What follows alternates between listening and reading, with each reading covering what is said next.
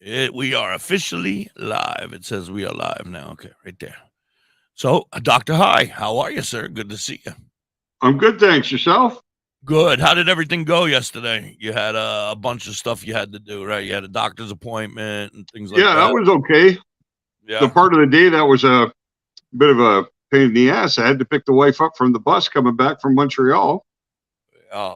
and there was problems on the highway, and she got back about an hour and 40 minutes later than she was supposed to. Which So which then it put was you late to everything.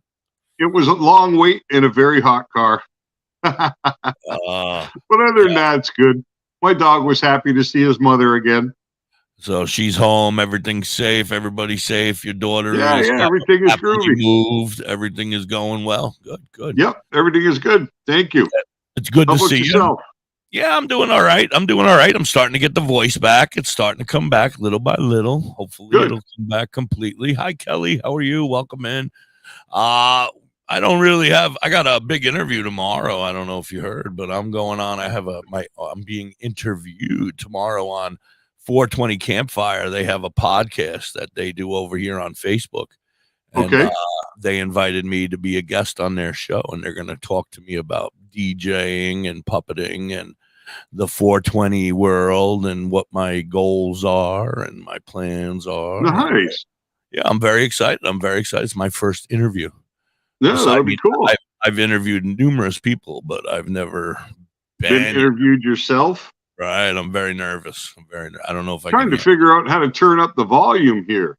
Can you not hear me well? It's very difficult to, yeah.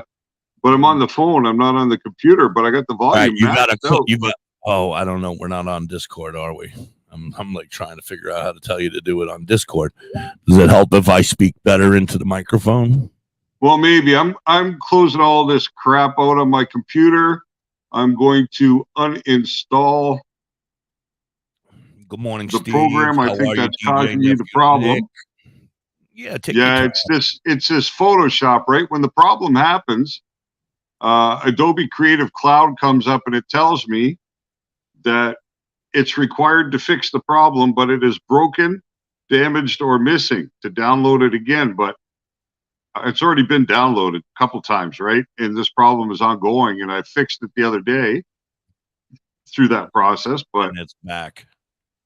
it would sure help if I wasn't so computer Computer. illiterate. Me too. Me too. I I don't got to know now. I got to anything. find out where it is. I was like sending you other invites. I'm like, man, I hope I did this right. It's been a day or Uh, two. Did no, I I've do been it fighting right? with the computer for like 40 minutes. That's horrible. I hate that. I'm sorry. You Oh, have to it's go through so that. irritating. It means you have But to be I'm to work an hour early just to make sure you can get online, right? yeah, Jeez, that yeah. sucks. No, it's a little frustrating, but I'm about to remove these programs, Photoshop. So if Photoshop is listening, your shit sucks. Yeah, Photoshop. You For know, one of your our big stuff is listeners no good. All right, where's uninstall? DJ Nephew Nick, happy 4th of July to you too as well, sir. Good to see you. How's the radio show going over there on Nephew Nick Radio? Huh. It is. Is it as simple as moving it to the trash? Who I don't knows? We know. got any computer people out there? No, right now I see nothing. I see two people right now, but we're just getting started. You know, there'll be more. Yeah, Um, there must be a way to uninstall. I'm hearing noises that I shouldn't Let's be. have a quick look. Why? She was last modified the other day and it was working okay. But I got to figure out how to remove it. Because that, I think, is my problem.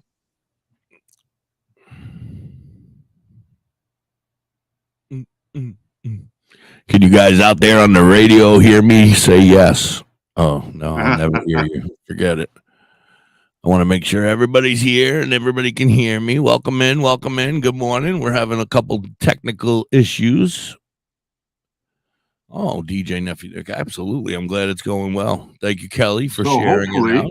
I appreciate it. People are already starting to flock in. Look at us 3, 4, 5, 6, 7. All right, so it stopped at 4.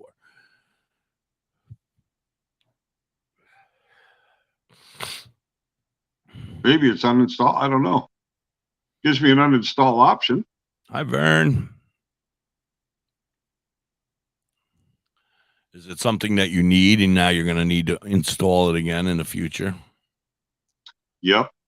But it's too much frustration. Actually, I think I can live without it, but I'm not 100% sure. So I was looking at your website. Oh my God, the art is freaking amazing. I went to that little section of art and I'm like, oh my God, I want that. Oh, yeah. I love that. I love that. I love that. I love that. I know, eh? Oh my It's God. incredible, Like, some of the art that gets made. I spent some time creating, because that art, I'm going to make it available to people. Is digital downloads that they can print for themselves. And I'd like to set it up so that for anybody who ever sees a piece of art on that site or anything I post on Facebook, or because it's all different, right? I have thousands of images this way. Oh my God. Anything they'll be able to source it and print it themselves, frame it up. That's why I'm having the problem with my computer. It's simply to prepare all the art for that situation, right? Hanging in doctors' offices around the world. I can see that. It's beautiful. Beautiful. Those would be the kind of doctors I'd want to know. Well, there's going to be medical marijuana doctors that are going to need photos of cool shit in their office besides like the human anatomy, and yeah. So they're going to want a nice big photo. I'm going to go tell my doctor as soon as I got to call him soon. Actually, my card runs up in a couple of weeks. It's kind of funny, right? I had a notification in the mail saying, "Yo, your card runs out in a couple of weeks." Okay. Holy, this is so irritating. This computer. Still can't hear me good? No, I can hardly hear you at all. If I turn it up, will that help? I mean, I turn myself up. I don't know. I got everything here maxed, but are you on you're on your phone though, you said, right? Yeah, I'm on my phone, but I should be able to hear you. Before we uninstall the app, please tell us if you'd like to keep or remove notifications. Remove everything. Get it out of my computer. Oh, you're trying to uninstall the stuff on your computer so you can go back to your Now computer. It tells me there's a conflict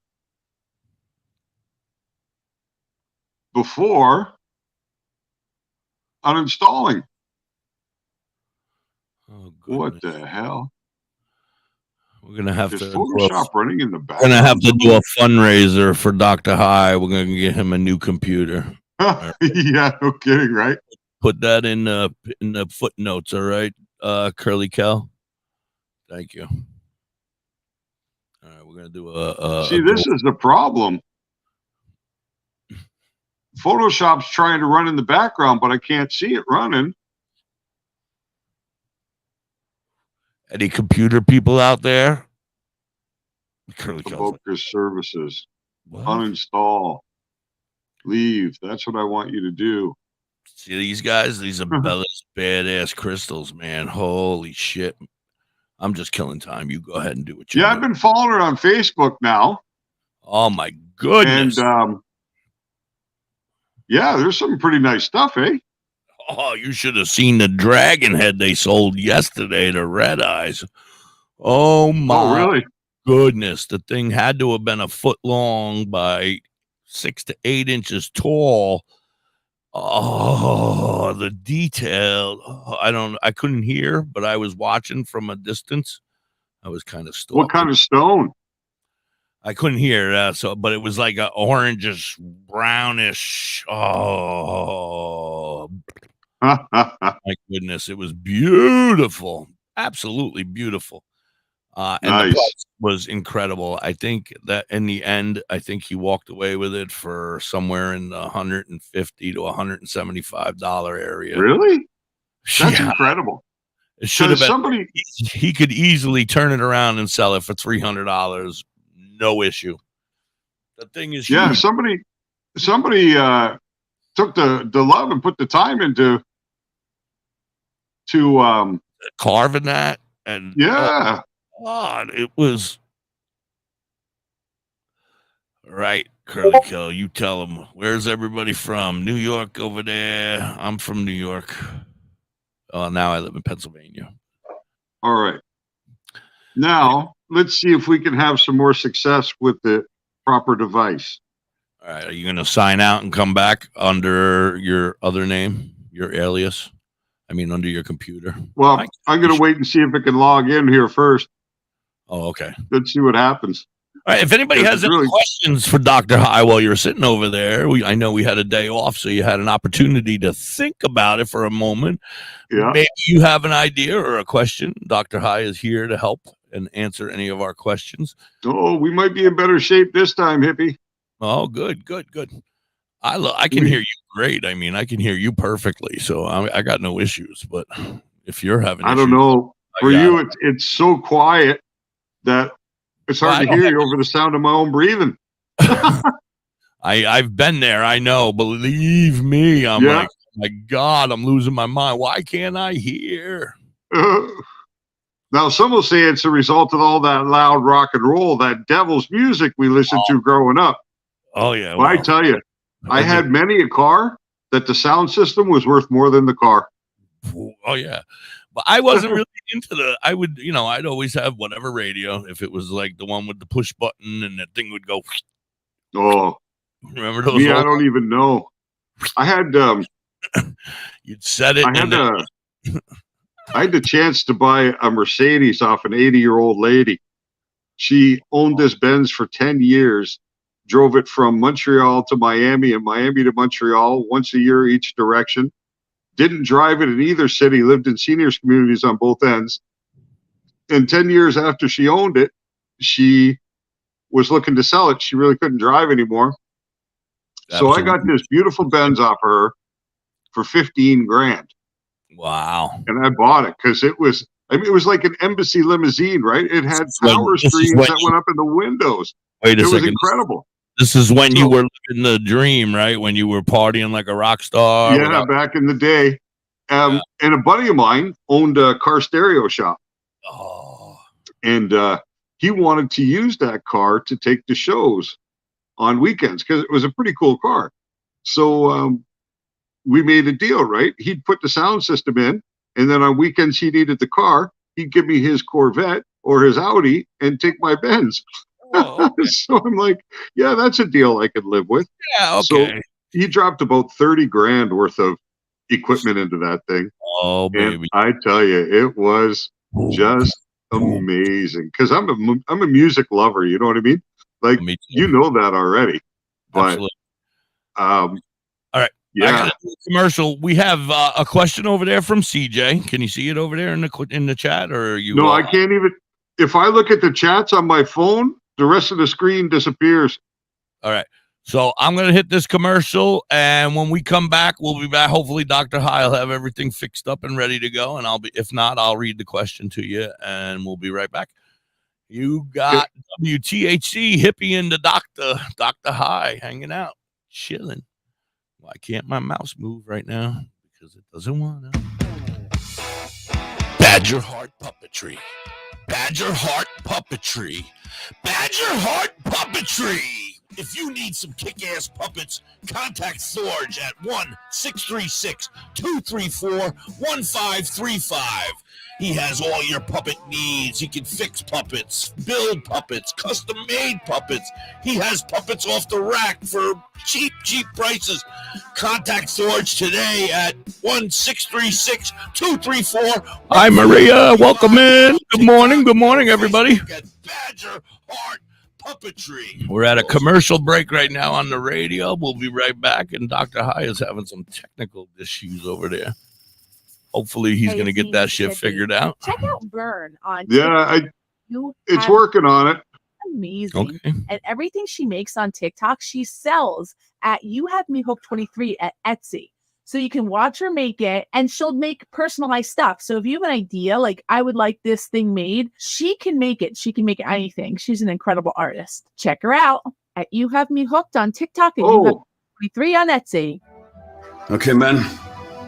This is your time. Maybe you didn't choose this, but you're here now. You're going to go out there and be an all-star caregiver. It's up to you. So what are you? Welcome, everybody. Good morning. Thank you so much for being here. Nick, isn't it medical already there in Texas? I think it's already medical there, right? Doctor's appointments. Don't you forget about the pharmacy. Your leg is on fire. Well, first, a fire extinguisher or water, depending on if it's electrical or grease. You want to put the fire out. Then, yes, weed will help. That you're tougher than tough. I'll go out there. Yeah.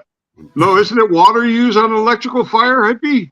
I'm not sure. That's why I named bunches of different. I think it's foam on electrical, isn't it? You got to use powder or foam because water and electricity do not mix. No, I knew that much. I used to be a firefighter. I know a little bit. Yeah. Just a little bit. And learn is amazing. Stop, drop, and roll. I'm serious, right? See? Stop, drop, and roll. 1 in 6. Then we'll worry about the weed question, Steve. She doesn't have the energy because she's hungry. School lunch will be her only meal today. It breaks my heart that this is the reality in our country, but it's something that Feeding America is working to change. Oh, I might get in this time, Hippie. All right, I'm going to play a weed song because I technically own the rights to this. They've sent me a letter and everything says I'm allowed to play it whenever I want. So bite me, Facebook. I like weed songs. Shouldn't have to miss out on. Yeah, this is my friends. They hit me up. They were like, your radio station's named WTHC. I was like, yeah. They were like, our new song is called THC. And I was like, cool. They were like, yeah, you want to hear it? Listen, like, cool. I bet there's a shit ton of musicians out there who'd like to have their records playing on WTHC. Absolutely. Well, these guys are Calligraphy with THC. Calligraphy THC. Yep. They got another song coming out in a couple days, they told me, so I'm excited. Nice. Well, I'm a music lover. Come on, StreamYard. Seeing who I'm calling for some trees to indulge in. Need to holler at Billy, he keep his head in the cloud. Bel-Air Kush by the bush, wow. Screaming loud, still smoking, having nice dreams, floating through space. So when they ask me how high, my reply. And that's a crazy thing. I'm not even on Wi-Fi anymore. I'm using Ethernet now. And lemon cherry gelato, G. I take it back to rolling in the Optimo, blowing smoke out my nose, dropping ashes on my clothes till I doze off. I'm so fried, no lie. Got you afraid of heights, scared to look down. You so high, cause when I spit that shit, it's like I lit that shit in the crowd, pass it around and let you hit that shit. Weed is all I need, so that weed. Oh, I know this song. Oh, I play it all the time. Yeah. Yeah.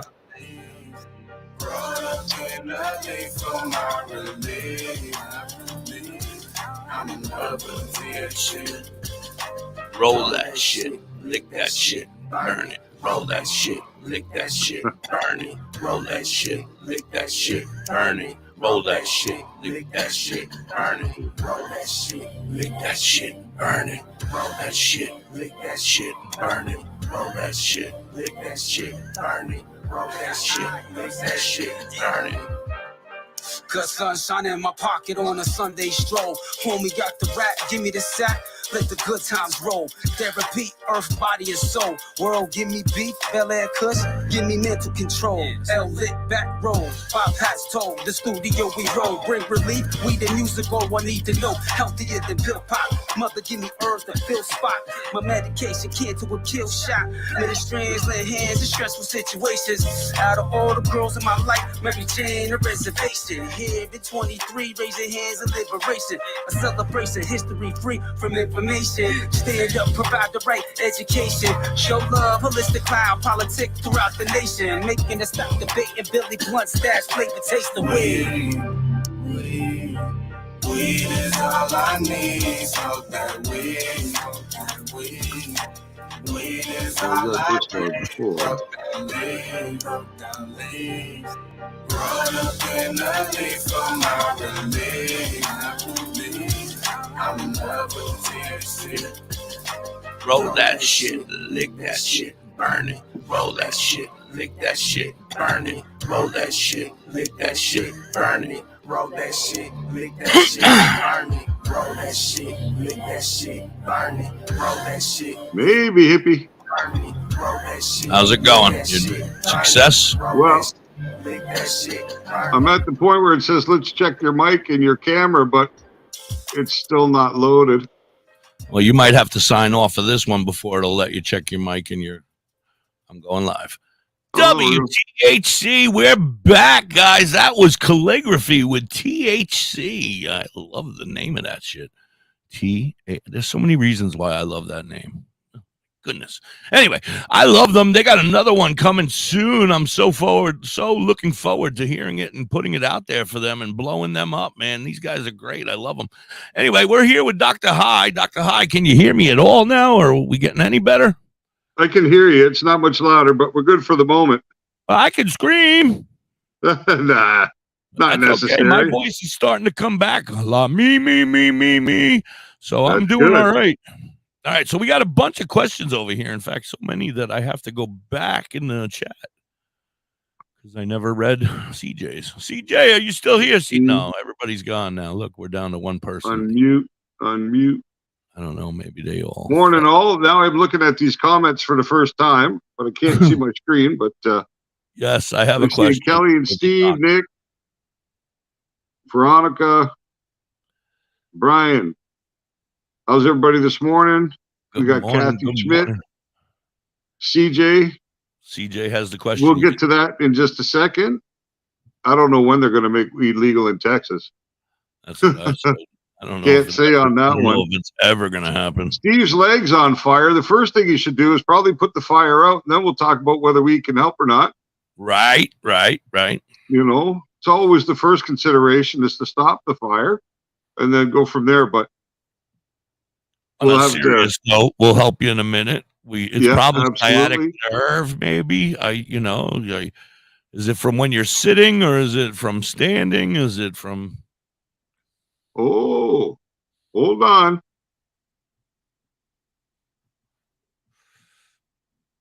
Weed. Okay. I'm going to sign off of this one, and I'm going to join you on the computer. Excellent. All right, we'll see you in a second. All right, I'll be here. Let me lean back so the fat guy don't get on in the way. All right, there we go. Look at me now. Yeah. All right, I think we should do yoga and burn one, Steve. I agree.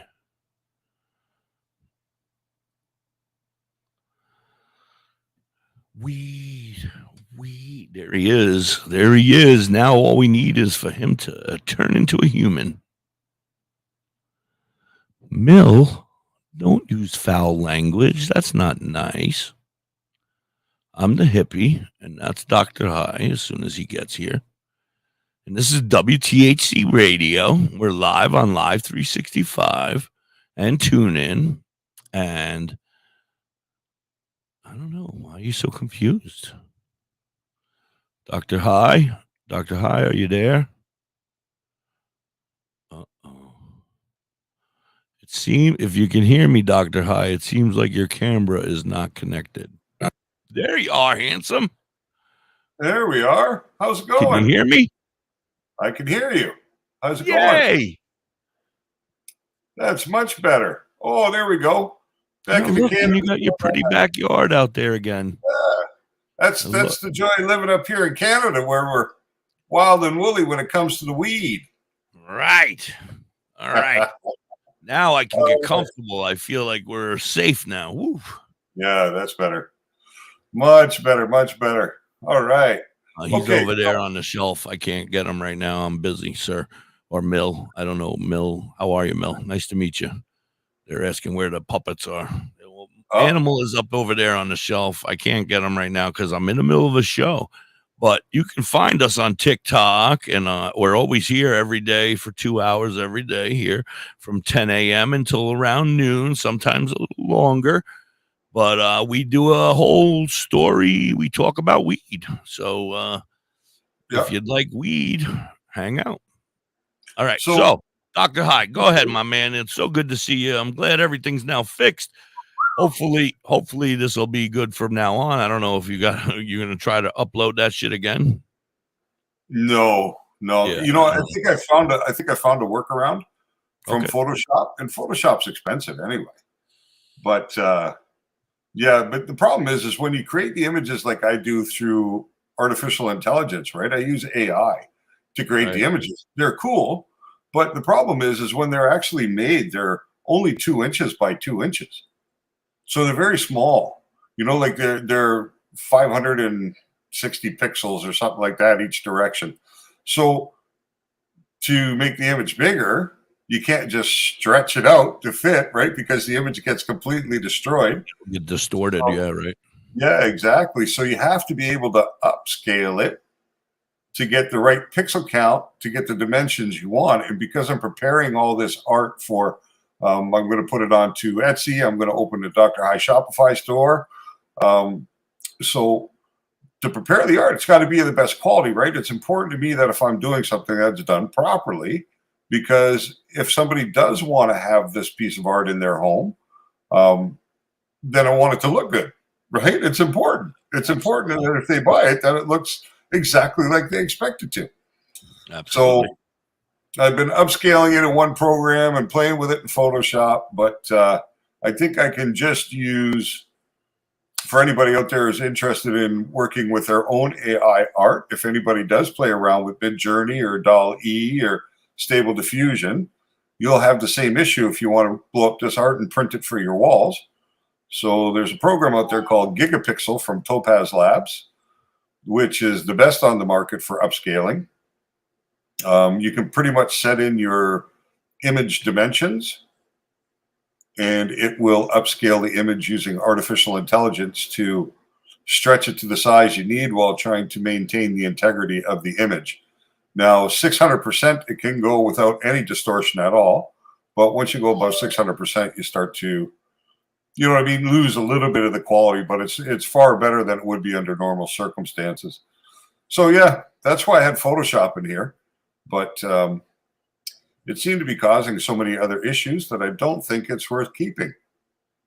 You know? Yes. Oh, CJ's question. I don't know what that said, so it had to go because it was. Yeah, it says, I have a question. Can I germinate my seeds directly in soil in a pod, or cover the top with cellophane and keep it in the sun? So, you can germinate the seed directly in that. You can get peat pods at any place where they sell gardening stuff, and they look like a little puck with a small indentation in the center.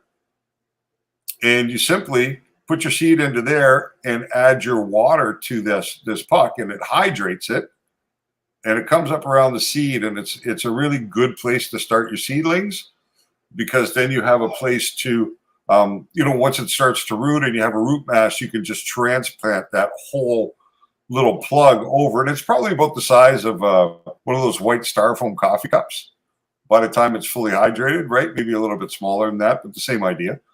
And then you can just transfer that into your starting pot, which should probably be like a 1 gallon pot, your first one. And then once you become root bound or root full inside the 1 gallon, you'd want to go over into your final container from there. Now, as far as direct sun, seedlings are pretty tender. They're not very hardy. They don't have a root system to survive getting dried out. That'll kill them very, very quickly.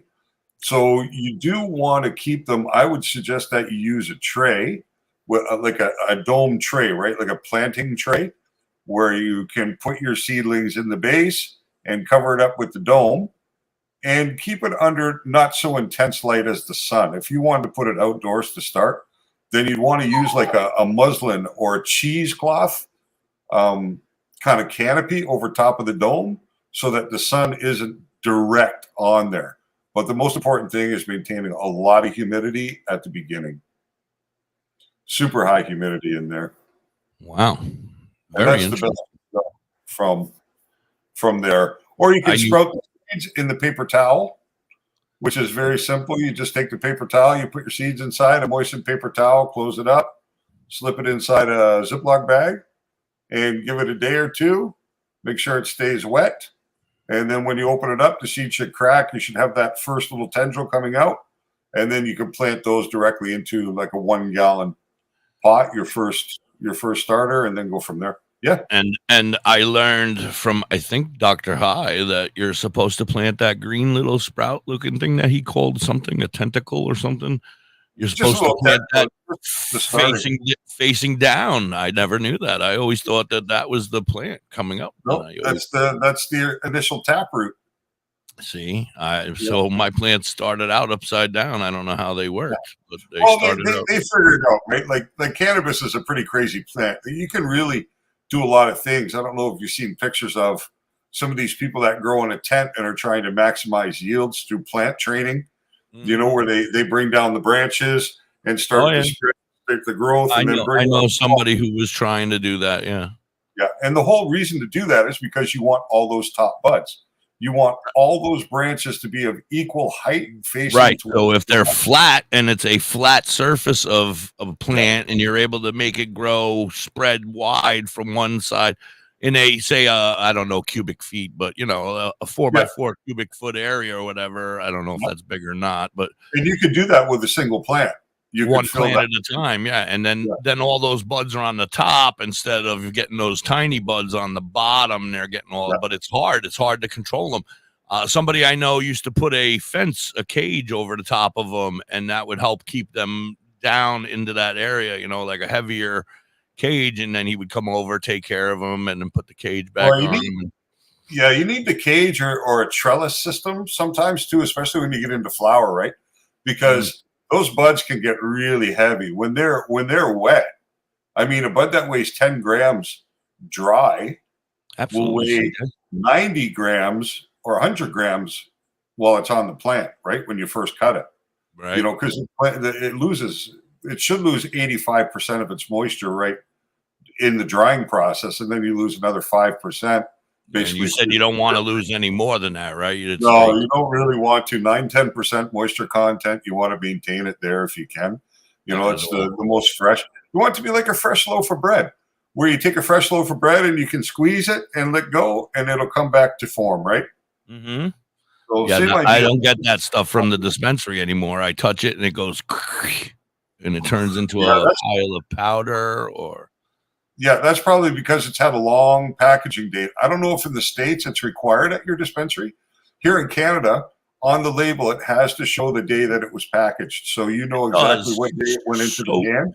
So for our friends out there like Steve and I'm sorry, it's not Steve. Steve wrote something and I say, but CJ and our other friends that may use a dispensary. What is a good date that you want, myself included, because I'll go there. I'll look at it. Sometimes I'll be like, you sons of bitches, you got me again, you know, when I get home, but I should be looking at it there, but they don't even let you touch it. They're like, yep, there, bear, put it in here, put it in here, put it in here. And then they're like, all right, have a good day. I won't buy anything that's been packaged more than 60 days.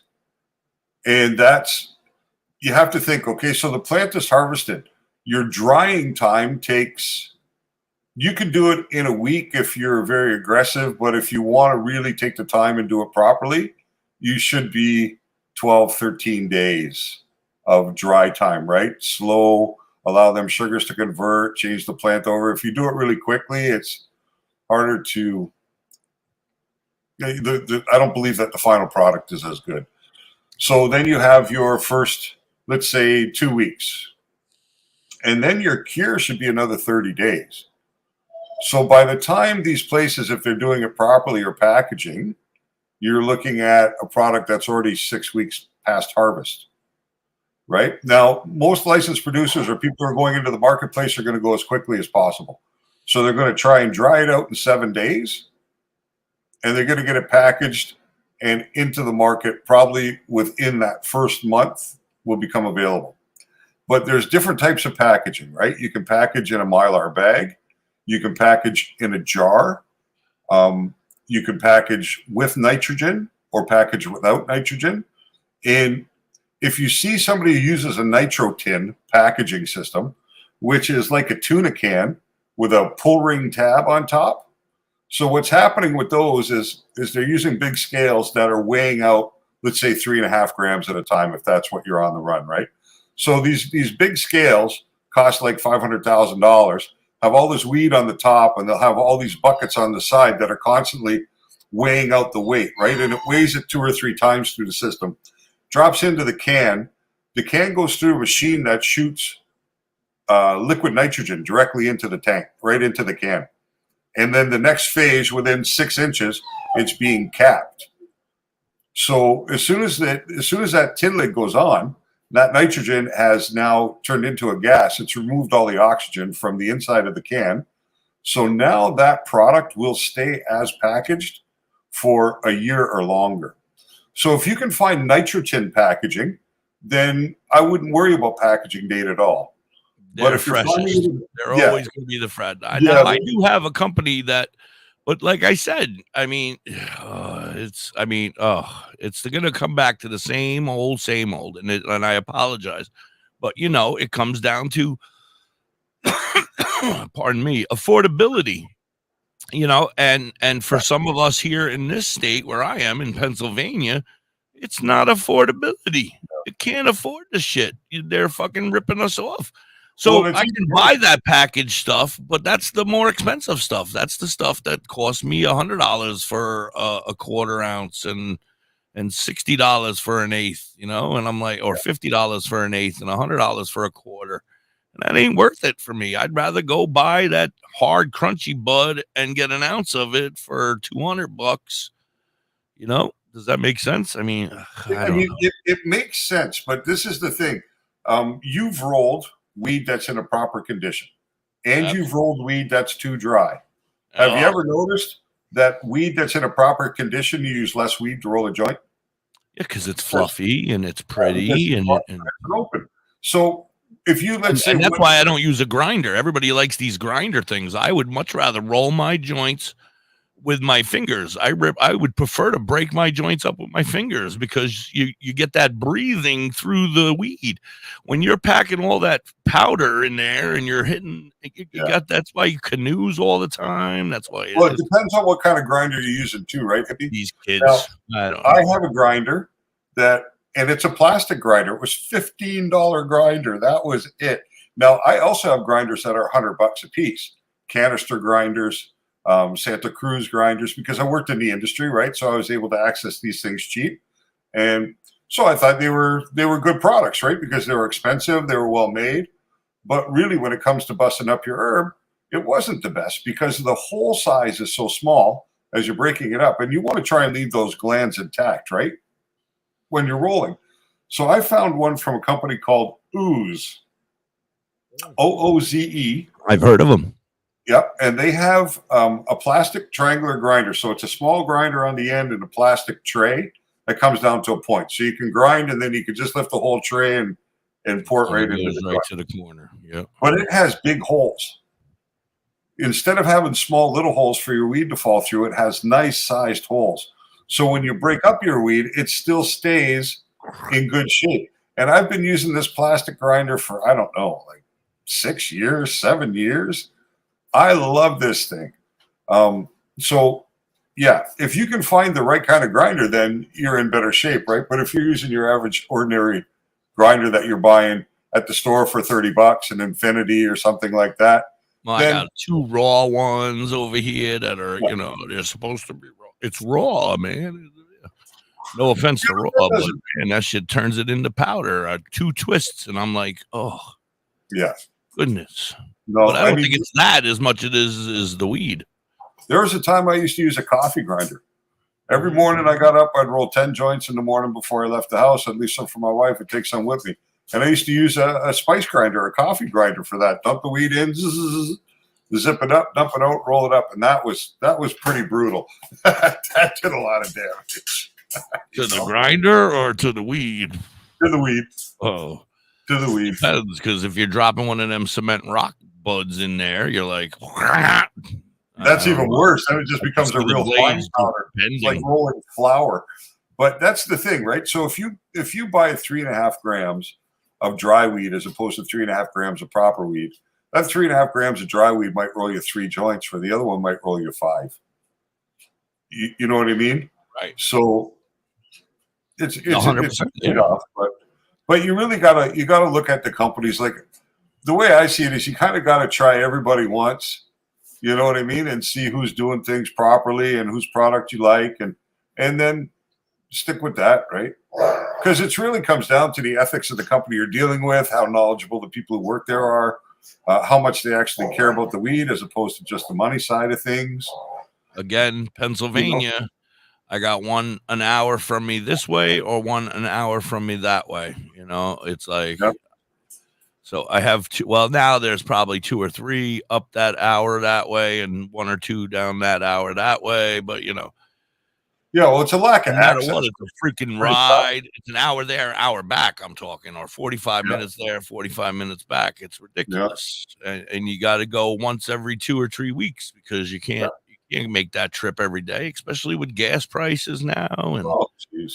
oh, for fuck's sake. Well, I was reading something interesting this morning about the Congress and that when they come back after their holiday break for Independence Day. Apparently, they've stuffed a whole lot of interesting legislation into a must-pass military bill that's coming up that has to do with cannabis and psychedelics, MDMA, magic mushrooms, ibogaine, DMT. They are trying to get all these things studied for use with veterans, PTSD, chronic pain. Thank God. Traumatic brain injury. They want to start experimenting and seeing what the results are like with military personnel and guys coming back from deployment to see if they can help them in ways other than opioids. And there's quite a bit of this that's in this bill, and this is a bill apparently that needs to pass. Something to do with the military in the States, a defense bill. And they've stuffed all this extra language into it.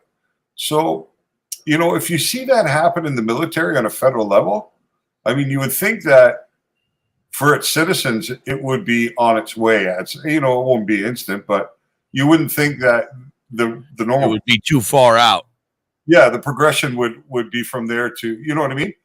Because they'll probably they'll develop a lot of insight if they start using this with veterans and guys who are coming back off deployment with issues. They're going to see what really it's all about if they actually give it an earnest effort. You know what I mean? Right. That's great news. I mean, that's fantastic news if it's but I don't know if you've heard how well they take care of our veterans over here either. Oh, yeah, I know. Yeah, so Yeah. I mean, I lived with a few of them for a while when I was in the States. I had some friends, 2 of them actually Vietnam vets, and to me, it was disgusting the way that these guys were treated. Just a quick story about one of these guys. He had been deployed 3 times in Vietnam, did 3 tours in Vietnam, came home. 1975, he's out hunting with his father-in-law. They're climbing over a fence. His gun discharges and shoots the father-in-law in the stomach and kills him. He says it was accidental. It was an accidental discharge of the weapon as they were climbing over this fence, right? So he goes to trial. This was in Texas.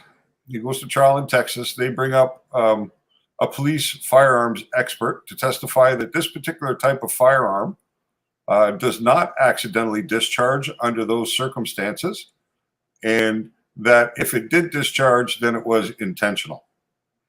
So this guy gets a sentence of 7 to 99 years. Yeah. So he serves the minimum 7 years, and they say, you know what? We're going to let you out on parole. So they parole him out. So fast forward maybe 15 years from there. He's living in New Hampshire. Everything is groovy. He goes into a gun store with his brother one day. And his brother's not a felon, has no conviction, so he's got the right to firearms, right? So he's just there. And he touches a couple of bullets that are on the counter. And there happens to be somebody in the store there who doesn't have a good relationship with him. and knows his past and decides to contact the authorities and tell them that they saw him in a gun shop handling guns. So they go into the gun store and they get the security tape from the store and they see that he touched 4 different rounds, 4 different bullets. And they gave him 5 years in federal prison for each bullet he touched. This Vietnam vet got a 20-year sentence for that. And the kicker was 2 years before he was going home, his brother sends him, I don't know if it was Field and Stream, but it was some sort of hunting magazine, gun magazine, because there was an article in there about the specific gun he was carrying the day his father-in-law got shot, and how over the period of time since its first manufacture, which was in the early mid-70s, till we're talking now about 2010, 35 people have been killed by accidental discharges of this weapon. Wow. You know, and it gets even worse. Oh, go ahead. Oh, no, go ahead. Go ahead. So this guy is now, he goes back into court, right? Because he wants this conviction overturned in Texas based upon this evidence. Absolutely. So he finishes his last 2 years of federal sentence. And what happens? Texas comes to pick him up. They come to grab him right from the federal prison and take him back to Texas because this federal charge is a violation of his parole on the murder charge. So they're taking him back to serve the balance of his 99 years. So he's in there now to this day. I don't know if you ever got any play on this this accidental discharge thing, because I don't know what happened to him after he left there, right? I have no idea. Right. But you know, this guy did 3 tours of Vietnam for the United States. And this is what he got. Yep. It was very sad. And I wasn't even talking about that kind of mistreatment. I'm just talking medically. I mean, I feel like they're going to be guinea pigs. They're going to be, you know, unfortunately, they're going to test all this stuff on them, and they're going to be guinea pigs. And you know, I mean, we could look back to MK Ultra, and then everything that moves forward from there, right? When they did all the LSD testing and all this kind of stuff. Have you ever watched The Men Who Stare at Goats? No. So this is a movie. Oh. So this is crazy, but it's an absolute true story. And the military had a department that was designed for psychics. And they put these guys in a room, and on the other side of a sheet of glass were goats. And these guys were supposed to kill the goats with their minds. They were supposed to look at the goats through the glass and think them to death. You know, they studied remote viewing. They did all kinds of crazy stuff. Yet they would call anybody else a conspiracy theorist for talking about things like that, right? But they actually made a movie, George Clooney movie, called The Men Who Stare at Goats. And and it's a true story. I'm gonna have to check it out. I got to do a commercial, but we'll be right back, guys. Thank you so much for being here, everybody out there on Facebook and YouTube, and of course, everybody out there on Live 365 and TuneIn. You got Da.Hippie and Dr. High. We'll be right back. Adopt US Kids presents What to Expect When You're Expecting a Teenager. Oh, your bottle of water disappears when you lift it up to your mouth. Makes you wonder what I'm up to, eh? Your arms disappear. That's rad. It simply means that something is awesome or cool. Another one is totes. It's exactly like saying totally, just shorter.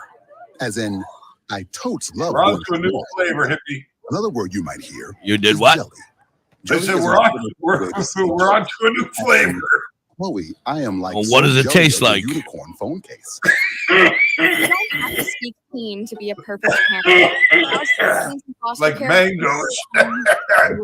Just the same. Well, that's good, right? They say to eat mango after smoking, so a public that'll service help your announcement trip. brought to you by the U.S. Department of Human Services, turmeric, US Kids, and the Ad soy Council. lecithin. They all. This is the story of a very special woman. In Well, a we'll matter talk of about that when we seconds, come back. She turned herself into a great mathematician. Unless you got something or an else you want to talk about. entrepreneur. Ah. Her knowledge was limitless and still is. She could also make monsters disappear, especially those that lurked in Oh, the how are we going to shadows help under the Steve with bed. his leg? Once, this woman put back together Oh, a it's the fire. broken heart, which had been shattered in a Yeah. thousand pieces. And what's By the giving her actual a bear situation hug, with the leg? Like, she masqueraded he as a says it's regular on person fire. at work, Does but that as a just mean it's superhero at home. painful? Everyone I knows guess her as sciatica, Gabriella. maybe something. I I don't still Is it call an know. her Mom. ongoing issue? Is it something that just comes and Your goes from hero time to needs to time? know, Is it a and chronic AARP is here to help. situation? I mean, Find cannabis suicides you need to help, complete may or with may tips not and help. There's only resources one way to know. at aarp.org/caregiving. A public service announcement brought to you by AARP and the Ad Good Council. morning, Douglas. How are you? Say bye-bye to bottled water. Holistic Health Water has certified medical-grade water ionizers that make 7 types of water, including healthy alkaline. Oh, There's a 5-micron Mississippi. filter that lasts up to a year, She's and not each here. machine lasts 25 to 30 no, years. she sent me an email. Simply attach to your faucet or I didn't install quite under your sink. understand the question. Even get a mineral Good spa luck. unit for your shower. Go to yourwater.org to get a free ebook. Well, Plus, pay for any machine. she in might full be and here. get an I have extra to filter look. free. Change your water and change Next your commercial life. break. Ownyourwater.org. Hey, hippie, look at this beautiful crystal sphere I got from Bella's Badass Crystals. I can hear it right now. You know, I got OMG, hippie. it doubles as a worry stone. Bella's Badass Crystals is on the top of the Lori! mountain in Dauphin, PA. You can Morning, also check Lori. out How are their you, sweetie? sales. They have mini Mondays. Where's and Lori? Day She Tuesday. says she's here. Find Where's here? Bella's Badass Crystals on Facebook, She's Instagram, in and Virginia. TikTok. West They are Virginia. badass. Coal mining country. All right, we're back. You ready? WTHC, we are back with Dr. High and the Hippie here on Live 365 and TuneIn, and we're chilling out over here on Facebook and YouTube, and I want to thank everybody for being here. Are you okay? Cover your mouth. What's that? He said, you okay? Cover your mouth. Oh yeah, it's the You're coughing phlegm it's all the over your gas. camera. It's the gas gang getting me. You're getting phlegm all over your camera. Oh yeah, nice. All right. So, anyway, you were talking about your new flavor of your cartridge there, and you said it was mango, which made me think, yes, mango would be a good combo because mango is supposed to help elevate your high. And then you continued with some other things, and Yep. I said, let's There's, discuss that when we get back. So here we are. Yeah, there's mango, turmeric, and soy lecithin are 3 things that interact with cannabis to actually make it more effective, to make your body absorb it better. For some reason, when combined with those things, it is more effective. So for you. I should roll joints with turmeric in it. Well, I wouldn't do that, but Oh, okay. if you were preparing an oil or an edible, that would be a good time. That's where the soy lecithin comes in. You can use that when you're making your own gummies. It's useful there. I also used it when I was making topicals because it's an emulsifier, right? Soy lecithin, it allows oil and water to mix. That's basically what it does. So it can be useful for some things like that. It's not really something you would eat on its own, but yeah. But for some reason it works. I don't know why. But when you say it works, I mean, have you tried it, or are you just saying because you've heard as well? I mean, what do you experience? I mean, it just makes you feel a little more buzzed. Does it? Apparently, now this is I did use soy lecithin, like I said, in topicals. Okay. To improve the transdermal delivery, but I've not used it as I've not used turmeric or mango in a specific preparation. No, I haven't. Well, I've heard people talk, and I have no experience in it at all. First off, I don't hate mango, but it's not something that I go after every time I'm out. I don't. But if it's there and I eat it, I will eat some. If it's ripe. Yeah. The right way. But I've always heard people they'll smoke a fat joint and then they'll start eating mango, and I'm like, what the hell are you doing? And they're like, that's gonna help me, it's gonna make me feel better. And I'm like, Okay. Yeah, for some reason, it allows the metabolism to absorb the cannabinoids easier. And I don't know what it is inside those things that actually does that, but I have read about it multiple times, and I'd heard from other people years ago this, and Yeah, that's when I actually heard about I'm not it. much of a reader, but I've definitely heard it in my 40 plus years of partying. You know, I've definitely heard it, but I wasn't one. I'm not much of a believer, so I Well, didn't. see, when I was making products, like topicals and edibles and all that stuff, that's when I really looked into it, right? Because I was doing it for medical people, and I wanted them to get the maximum benefit. I was already quite aware of the fact that the delivery method is not great with oils and fats because we're not designed to absorb those. So I did look at it and to see what it was about, and it seems to be that it's actually factual. It's not just a wives' tale. So I mean, that's great. I mean, I just never knew. Now, this is another wives' tale, or is it? Let's talk about the old days when we were kids, and I'm sure you tried it as well. The old, can we get high off of a banana peel? You I never heard it. that? I never tried it. You didn't try it? I tried it. I never tried I it. set my microwave on fire. Did you really? Yeah, don't put a banana in the peel. Don't put the peel in there for like 25 minutes. It's not good. But I didn't know what I was doing. We were trying to get buzzed. And we were like, yeah, I guess we have to dry it out so that we can smoke it, you know? And we threw a whole banana peel in there. And about 25 minutes later, we came back and there was a little small fire in the microwave. Luckily, it wasn't at my house. It was at a friend's house. So it was his microwave. He had to explain it to his parents. I just left. I think somebody did an experiment with this. And I There's think Mrs. Hippie now shaking her head. Mrs. Hippie, he said, you don't speak English when you send emails. Please clarify. It said that the email basically said that I needed to invite her to read my books, but I didn't understand what that meant. It has to be on that site that you want her to do it through, and you have to invite her through that site, I think. I guess that must be the case, but we'll figure that one out. Verify her as the person you want to do it or whatever. Something to that effect.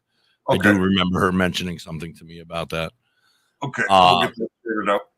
Yeah, and I have like volume 1 through 18, I think. So after that, there'd only be 7 more at this point. Yeah, right. So I have the first 18. I think. I do have another 6 actually in rough, just there that I haven't gotten to yet because I've been transitioning to the .com, right? So I've just been so busy. But there are 6 more actually that are. I knew there was that are rough, but I just haven't had a chance to get them done yet. So it takes a little while. Is Steve still with us? I want to know more about his leg on fire. Steve, about what he means by that. Like, is it a chronic condition? Is it something that comes and goes? Is it just a one-time thing? Like, I've experienced Steve trying to do some squats. He's been doing some working out, and he doesn't squat very well. So I think it's a chronic thing that's there all the time because the way he looks when he's trying to do it, it looks like his lower back, like right above his ass, something there is. Oh, that would be sciatic, probably. Yeah, well, that's what I'm saying. It sounds like it looks like sciatic the way he's moving. It just looks like sciatic. Like, oh God, that looks painful, man. Yeah. Lower back injuries are the worst thing for insurance companies because it's really hard for them to prove or disprove issues there. You know what I mean? Some of them would be glaring, but a lot of people suffer pain there, but it's hard to ascertain exactly why, Right. But the NFL is starting to understand that CBD and stuff is good in recovery for athletes. And you're going to start seeing more athletes be able to access CBD and recovery products coming forward. The UFC has recognized it. They see benefits in it for concussion protocols. So, man, those pens last. So what you're going to find out is the more these things happen, right, the more mainstream, the more accepting people become. Imagine NFL players, baseball players, hockey players openly using CBD to recover from their injuries, sport, from their hits, not injuries, from just from the overnight beating they take from training, whatever from their everyday sport. What does that tell the public? Holy cow! CBD is good. CBD is good, and CBD is good, but to be the best it can be, it needs some THC with it, right? To reach its full potential, there needs to be both, So that's that article I was talking about earlier with the military and the bill they're trying to put forward. That's some of the things they're trying to make disappear too, is the issues with having to disclose previous marijuana use when you join the military, not being able to determine your security clearance based upon marijuana use. So, I think people are starting to get with it, right? Starting to understand that there's nothing but good that comes from this. There's no evil. There's no wicked. Sure, some people have bad experience. Some people's bodies just don't like it. Absolutely, but they're going to find out very quickly. And with everything, I don't like tuna fish. I mean, they say aspirin kills 11 people a year. Right. So I haven't heard about 11 people dying from weed in my whole life. I disputed that with a doctor one day. I made a post on LinkedIn, I think it was, and this doctor came back saying how weed kills people, and I'm like, show me one proof that cannabis kills somebody, that they died from the ingestion of cannabis, and I'll believe you. So show me one. That guy never, ever responded. Never responded. See, it's back pain, Steve said. Yeah, it's got to be. It's got to be. Well, I mean, if Steve's spending time with us, then he must be using medicine already. No, I don't know. Steve never really discloses his usage. He's from Australia, so okay. In Australia, they have a really good medical cannabis system going there. So, rest in peace to his. What's Nick talking about? Huh? Dr. Nick. Now you got me calling him Dr. Nick. Nick's friend must have passed away. Nick, I'm sorry for your loss, Nick. Rest in peace.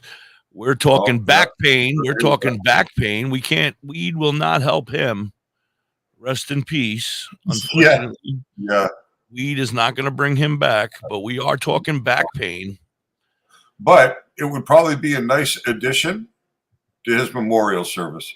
Right. So you smoke some weed for him. That's right. Anyway, what else? we got to come up with stuff. Go ahead.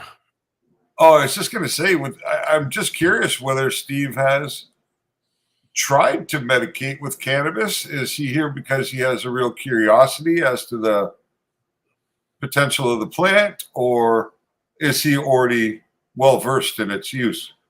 That's kind of my curiosity. If I had to guess, I would say no. Really? I would say he is a huge fan of this sexy beast. Well, and the music that this sexy beast puts out every day. Oh, look at that. The wife called. I like that. No, that's somebody who wants to talk about owning their own dispensary. I used to smoke. See, I can't speak Australian. I don't even know what that means. He used to smoke. He used to smoke. Oh, okay. He used to smoke back when we're about the same age, him and I. Okay. So he's a couple years younger than you, not very much. One thing Steve knows for a fact is that there's no danger in giving it a chance. Right? He would know that if he's used to smoke. He obviously knows how safe it can be and the situation. Now, if it's been a while since you smoked, your next experience with cannabis may not be as you remember it for two reasons. Number one, the weed's not the same, depending on how long it's been since you've smoked. If it's been a lot better, it's going to be very different for you.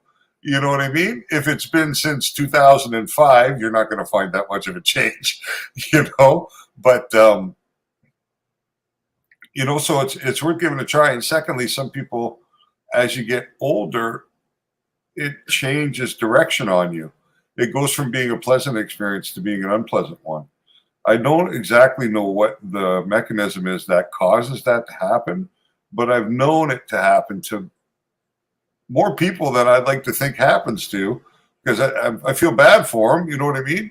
If you enjoyed cannabis for the first, 20 years of your adult life, and then all of a sudden you get high and it starts making you sick, and and it's not pleasant, and that's a real shame to have to give it up. But it happens. It happens. Nothing you can do. Yeah.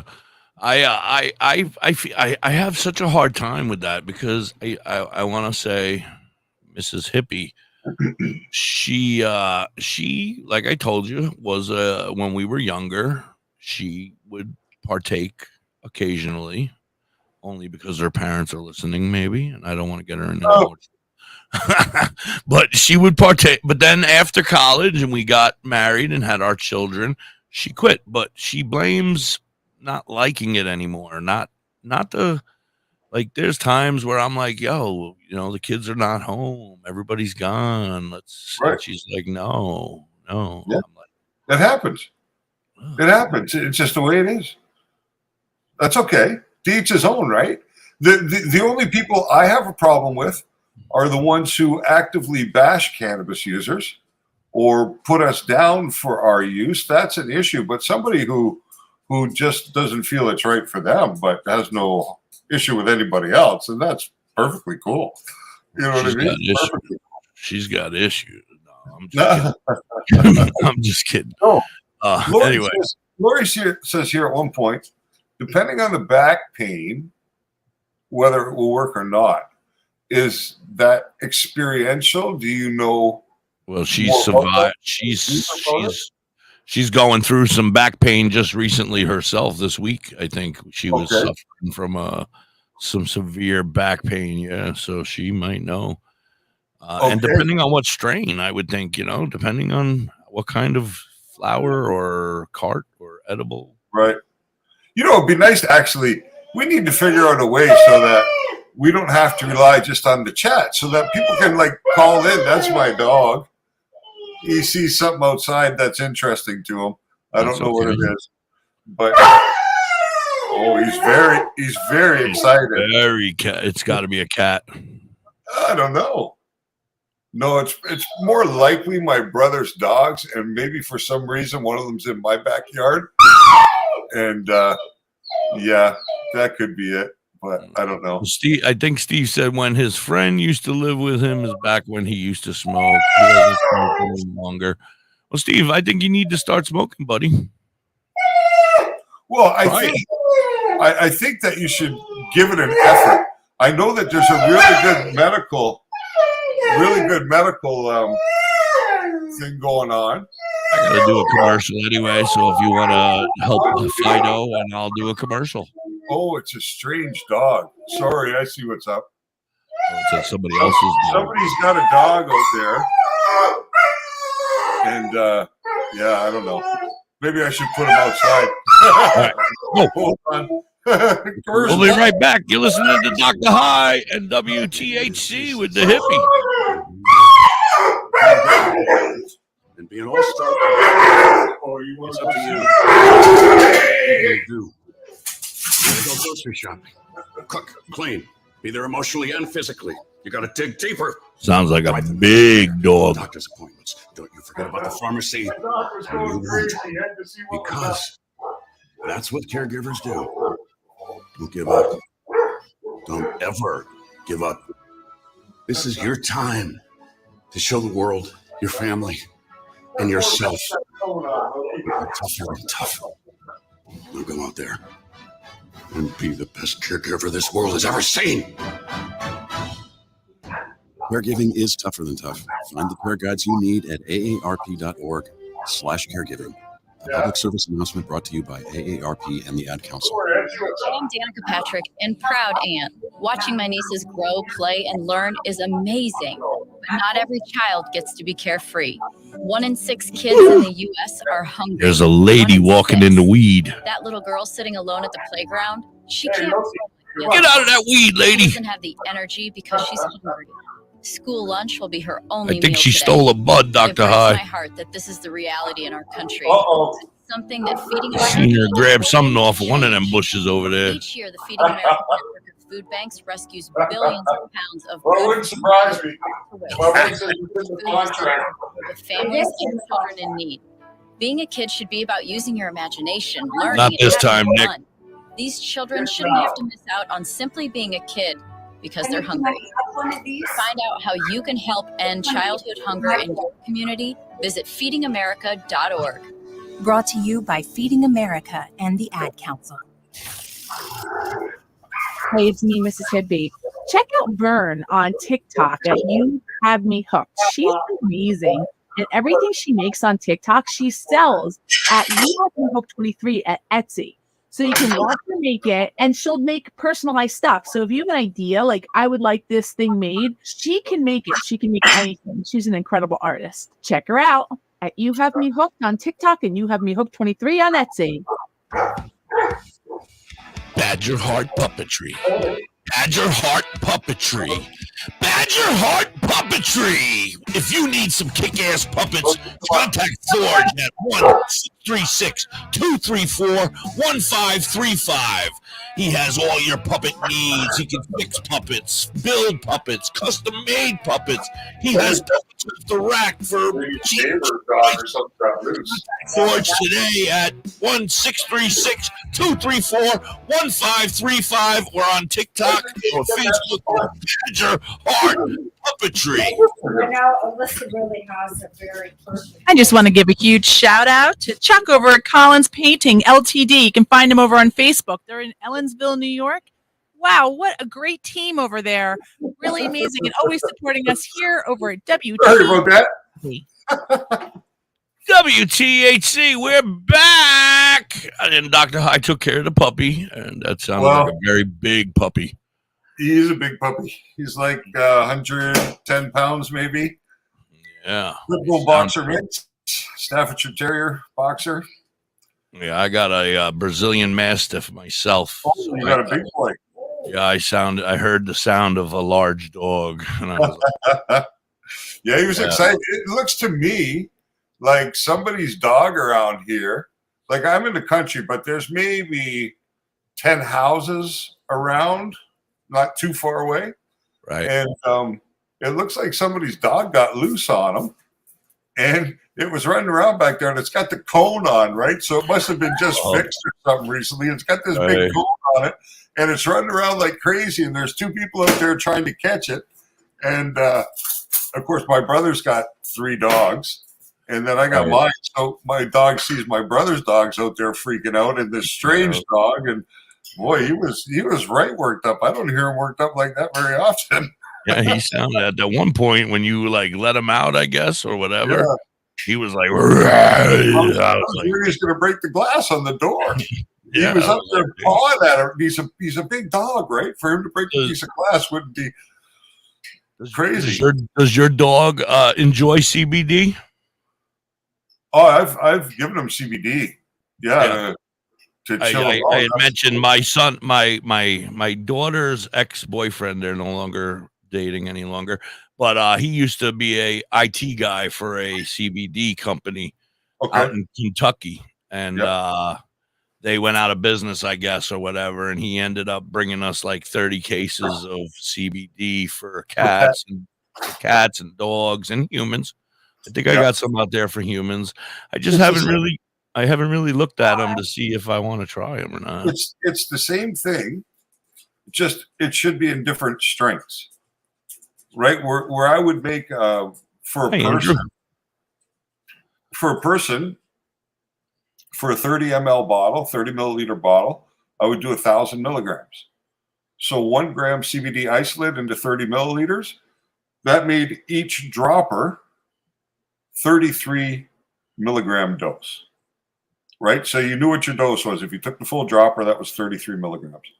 But pets don't require that strength. You know, like for a dog my size, I'd like to give him about 2 milligrams twice a day, 4 milligrams twice a day, very, very low dose like that. They say that, I don't remember exactly what it is, so many milligrams per pound or per 10 pounds. But to me, it just seems kind of too much, really, for an animal when you use that ratio. Yeah, so especially like our dogs who are both in the 100-pound more area. Yeah, you're talking lots of milligrams. Mm-hmm. Let me ask you another question. You know, what about secondhand smoke? Okay, everybody talks about it, and there's been years of people and friends, and I'm not going to mention anybody's names, but some people may have blown smoke into their pet's face in the past. Does that get their pet high? Is it just fucking up the cat or the dog? Well, when we were young and stupid, not me. I would never do something like that. Yeah. Scout's honor. A kid who was my neighbor, one of the first people I was ever smoking weed with back when we were maybe like 12 years old or something, 13 years old, he used to take a beer mug and hold it upside down while he was smoking on the joint. So all that smoke coming off would go up inside the beer mug. And then he'd put the dog's snout into the beer mug. So the dog didn't have no choice but to breathe that smoke in. Right. And I'm pretty sure that dog was getting high. Yeah. And at some point, I think that the dog didn't mind it, which was even stranger. Well, yeah, because when you start to realize he's no longer, he comes up and he sees the mug and he's like, yeah, let me get in there. And you know, my dog, when he was a pup, I used to, you know those things you put under your office chair if you're on a carpet, that piece of plastic, right? So you can roll your office. And they got glass ones now. Yeah. So I played with a lot of shatter. So my coffee table, between my coffee table and my couch, I kept one of those plastics that went under the couch and under the coffee table. So when the shatter hit the floor, it didn't stick to the wooden floors, right? Because that stuff sticks. Right. Yeah. Yeah, or the carpet. I didn't have carpet, but if you did. But the crazy thing is my dog, when he was a puppy, he used to get down there and use his little teeth and just scrape those pieces of shatter up. And he would eat them all, and he seemed content as hell about it. You know what I mean? So, I don't know. I mean, maybe they know something we don't know. I don't think THC is good for pets. So, back to my banana fiasco, not to change the subject. So you said you never tried it, but you had heard of it. Yeah, I'd heard of it for sure. And like I was saying, I think I seen somebody just like on one of these, I don't want to say Mythbusters, but something like Mythbusters did an experiment or did something about this banana peel getting high business. And I don't remember the result, but me either. Yeah, so it is. My result was fire. Your result was fire. Has anybody out there ever tried it? Right. But then I heard after, like, we put the whole banana peel in. I'm talking, we were 12, 13. Yeah. We just smoked our first joint, and we were like, yo, that was great. What's another way we can get high? Because that was fun. And we hadn't heard about gasoline or paint or anything like that yet. So we were on the banana peels. And so We put the whole banana peel in there, yellow, the whole thing. We took the nanner out. I think we shared it, the three of us, and then put the nanner and the peel in there, and then set it on 25 minutes, walked away, came back, and small fire. But then I heard in the past, since then, that it's only those little stringy things that are inside the peel that if you dry them out, and then you can smoke them. But like I said, I don't know nothing, and now I get flour, so I don't need to know. I mean, it wouldn't be unreasonable to think that it's possible, because almost everything we consume that's mind altering in one way or another comes from plants. Right. So right. I think I don't know for a fact, but I don't think that it's an impossibility for sure. I think it's definitely a possibility. It's like if people anybody don't out understand. there has ever tried it, please write in or call us or let us know, because I want to know if you get high off a banana peel. Some people don't understand that nutmeg is a psychedelic. What? Nutmeg is a psychedelic. If you Morning glory seeds, those are a psychedelic. So there are a lot of ways to get high in this world, and a lot of them aren't even regulated because it's just not. But do you eat a lot of? What did you say? The first one, not morning. The problem is with nutmeg to get that real dose, like let's say you would get from LSD or something. I've heard that you'd have to consume something like a half an ounce of it, which would be a hell of a lot of nutmeg to consume. You know what I mean? But somebody's picking the crops in the background. I see them picking the crops. Oh, yeah, they're out there. I got an intruder in my field. You got your girls in the crops working. I see it. That's right. That's the way we do it here at Dr. High. Except for they're supposed to be naked, Dr. High. They're supposed to be naked so we don't steal no weed. That's right, but I got to allow them to keep the modesty while we live stream. We don't want Facebook to kick us off just yet. Right. We don't want the bananas over here either. Yeah. Anyway, what were you saying? I'm sorry. No, I was just saying there's get off on morning glory seeds, Lori. Yes, Lori. Yeah. There's a lot of natural highs out there. You know what I mean? You just have to do a little bit of research, but there's quite a few. Quite a few. I mean, but why would you go to anything else if we've already found the best two? Weed and mushrooms. Well, I've never tried any of the other ones, really. But we're not going to teach you, Lori. This is not we're going to teach you how to get high on morning glory seeds. Google is an excellent resource, and if you Google something, we don't get in trouble for it. We don't know nothing. We just know the facts. That's right. She has morning glory all over her yard. Yeah, there's a few like common plants that people grow. Like you can grow poppies; they're legal to grow too, and you can make your own cocoa beans. Yeah, cacao, the chocolate. Yeah, we can grow lots of stuff. Right. Well, I was thinking about that too. There was something else that I was going to grow in my yard that I was like, you know what? If I grow, maybe it was hemp. I think I was thinking about starting to grow a little hemp in my yard just for shits and giggles. Right. Just to piss off the neighborhood, Because I live in an HOA and they'll be driving by and I'll just have a whole shitload of hemp growing on my front lawn. There you go. Piss them off. They'd be like, do you know there was a guy here in Canada. Hippie in the hood, So there's a politician from British Columbia. His name is escaping me just at Daniel Larson, I think maybe his name is. And he did this thing called Seeds Across Canada. And he gave away 50 million seeds. All you had to do was go onto a website and put in your address, and he sent you a package of seeds. And you had to vote for it. What he wanted people to do was to plant them everywhere. Like, he wasn't sending you the seeds so that you could have your own couple of plants in the backyard. Oh, he was sending you on town hall, front yard. He wanted you to put exactly police stations, town halls. Plant them everywhere. Seeds across Canada. And brilliant. I like that. Yeah, it was really interesting. So somebody contacted me. There's a magazine called Skunk Magazine, and the owner of the magazine and I were friends. And this guy, Daniel Larson, was coming to Montreal to give a speech. He had just released a book, and it was right in the middle of the Seeds Across Canada campaign. And the place where he was supposed to do this speech got wind of the fact that he intended on giving away marijuana seeds to all the people who attended. So this is after you guys became legal? No, it's just before. This would have been like 2016, maybe, something like that. So I get a call from my friend who owns a magazine, and he says, can you find us a place where we can do this speech?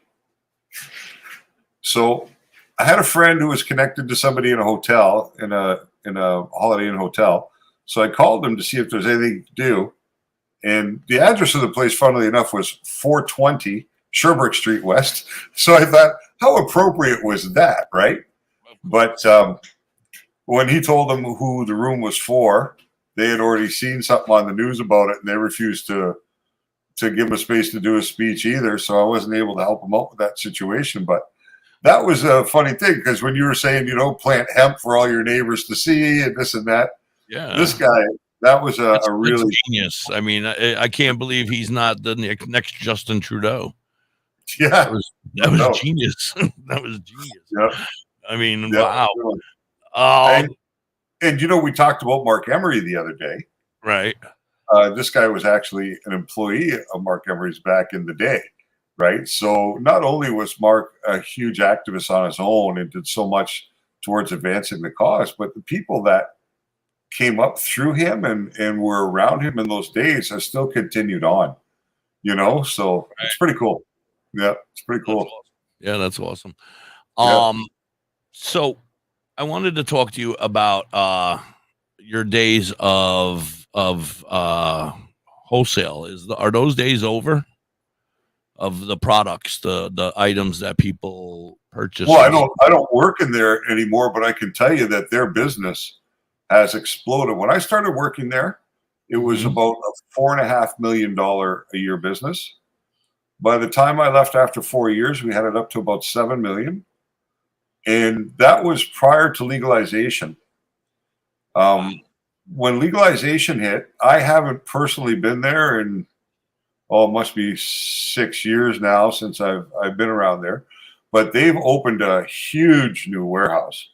So I would imagine, because they were one of the longest established companies in the country in this space, and they had in their catalog, they had about 5,000 products solely for the use of tobacco initially, but we all knew tobacco use only. Right? These are for tobacco use only originally, but we all know where that went. But so they were well established, and I think that since legalization, you can buy accessories in corner stores. You can find a display of pipes and bongs right in your corner store. Right, they're just everywhere now. Everybody thought there was going to be a fortune to make, and jumped on the bandwagon, right, to try and take advantage. Everywhere you go now, I walk in and I'm like, oh, the grocery store. Yeah. Oh, they have a pipe aisle now. Nice. And not that I'm against that. And I think me either. But now what we need to do is get the product that goes inside there as widely available, and life will be perfect, right? Yeah. I don't see me going into the grocery store and finding an aisle of just weed someday where I can just. I'm going to pick up a couple pounds. I'm going to run to the Walmart and pick up a couple pounds of weed. I'll be right back. I think you will find in everyday regular groceries and food. I think you're going to find it infused. I think you're going to find infused products making their way all the way through the food chain, especially things like CBD, CBG, CBN. THC, they're going to be a little more shy about, but we're going to see as time progresses, I think that regular foods that you can go and buy in the grocery store, you'll start finding them having cannabinoids infused into them. You know what I wish? I wish I had a friend who was doing a lot of research on weed that would do more research on this Delta 8 and Delta 10 stuff, because I keep hearing about it all, and I know that you feel as though it's got some benefits, and I'm just nervous. But I mean, if they're going to start infusing stuff with that, Well, I'm not talking about. I don't think that they're going to be very quick about infusing with stuff that'll actually get you high. I think that they'll infuse with non-psychoactive components, like I said, CBD and things like that. I think you're going to find that explode at some point because there's going to be such an interest in it in the marketplace that these big companies, they don't want to miss out on a trend, right? They don't want to miss out on what the people want. It's already started, sir. Right? I mean, I'm gonna talk to her today. I'm hoping to reach out to her this afternoon and talk to Little Boxes. But I mean, she is a chef who infused. I mean, there's millions of chefs. She's just one of millions of chefs who are already out there infusing foods. You're gonna have restaurants that are gonna be strictly infused foods on a regular, if they're not already out there in some states, right? I'm sure. Yeah. And I think it's okay, but you do have to think of it like a bar, right? And there's regulations around drinking and driving and things like that. And I think that, and I don't think that there's anywhere near as much danger with driving under the influence of cannabis as there is with alcohol. But I think that it still does affect our judgment and our reaction time and our perception of things and speeds and stuff like that, and it has the potential to. So depending on how high you are at the time, you're not helping our cause here, sir. What are you talking about? It's just the reality. I use it to be able to drive. My PTSD is I can't be in a car without being high because I will lose my fucking mind. My anxiety is so bad. I'm like yelling at Mississippi every 2 seconds, stoned out of my mind. I'm like, oh my God, slow down, stop. But you're not driving. No. So then it's fine, right? No, when I'm high, I drive too. Oh yeah. Well, oh yeah. I mean, it used to be one of my favorite things to do was go for a nice drive on a beautiful day, smoke a fatty, turn up the music, and just go and see the people and see what was up, right? Absolutely. Yeah, I used to love it, but I think people will frown upon this, but I drive better stoned because I am not petrified for my life. Yeah, and so I'm like, all right, I'm cool, and I'm alert, and I'm like, watching for kids running out in front of me. I'm breaking, I feel safer. Yeah, if you feel like that when you're driving, then chances are that those feelings will cause you to overreact or panic at the wrong time, right? So perhaps in your case, it's better that you. Well, I'm going to be honest with you. I don't drive at all if I don't have to. Right. Because I don't want to ever drive again. I hate it. It's the scariest thing in the world. That fucking truck almost killed me. Yeah. I am not interested in that ever again. No, I get it. The 2.5 years of rehabilitation, the mental, every time I close my eyes, I can see the dude that died's face, the whole craziness of it is crazy. Yeah. Nobody should have to deal with that. And if you don't do drugs after having a severe accident, I don't know how you live with yourself because, man. Well, and like the problem is that the drugs they give you initially, a lot of times can lead to addiction and bigger problems down the road.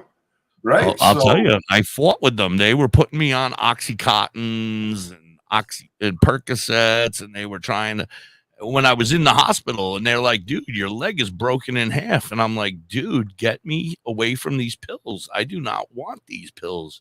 And they're like, you're gonna need those pills for your pain. And I'm like, I don't need anything but weed for my pain. And they fought with me, and then they finally won, and they gave me the pills for the first couple weeks. But then I was like, I'm done. Get me off of them. My cousin passed away from an accidental overdose of. And it probably was good for you because you saw somebody go through this, so you had the wherewithal to stand up to the doctors, right?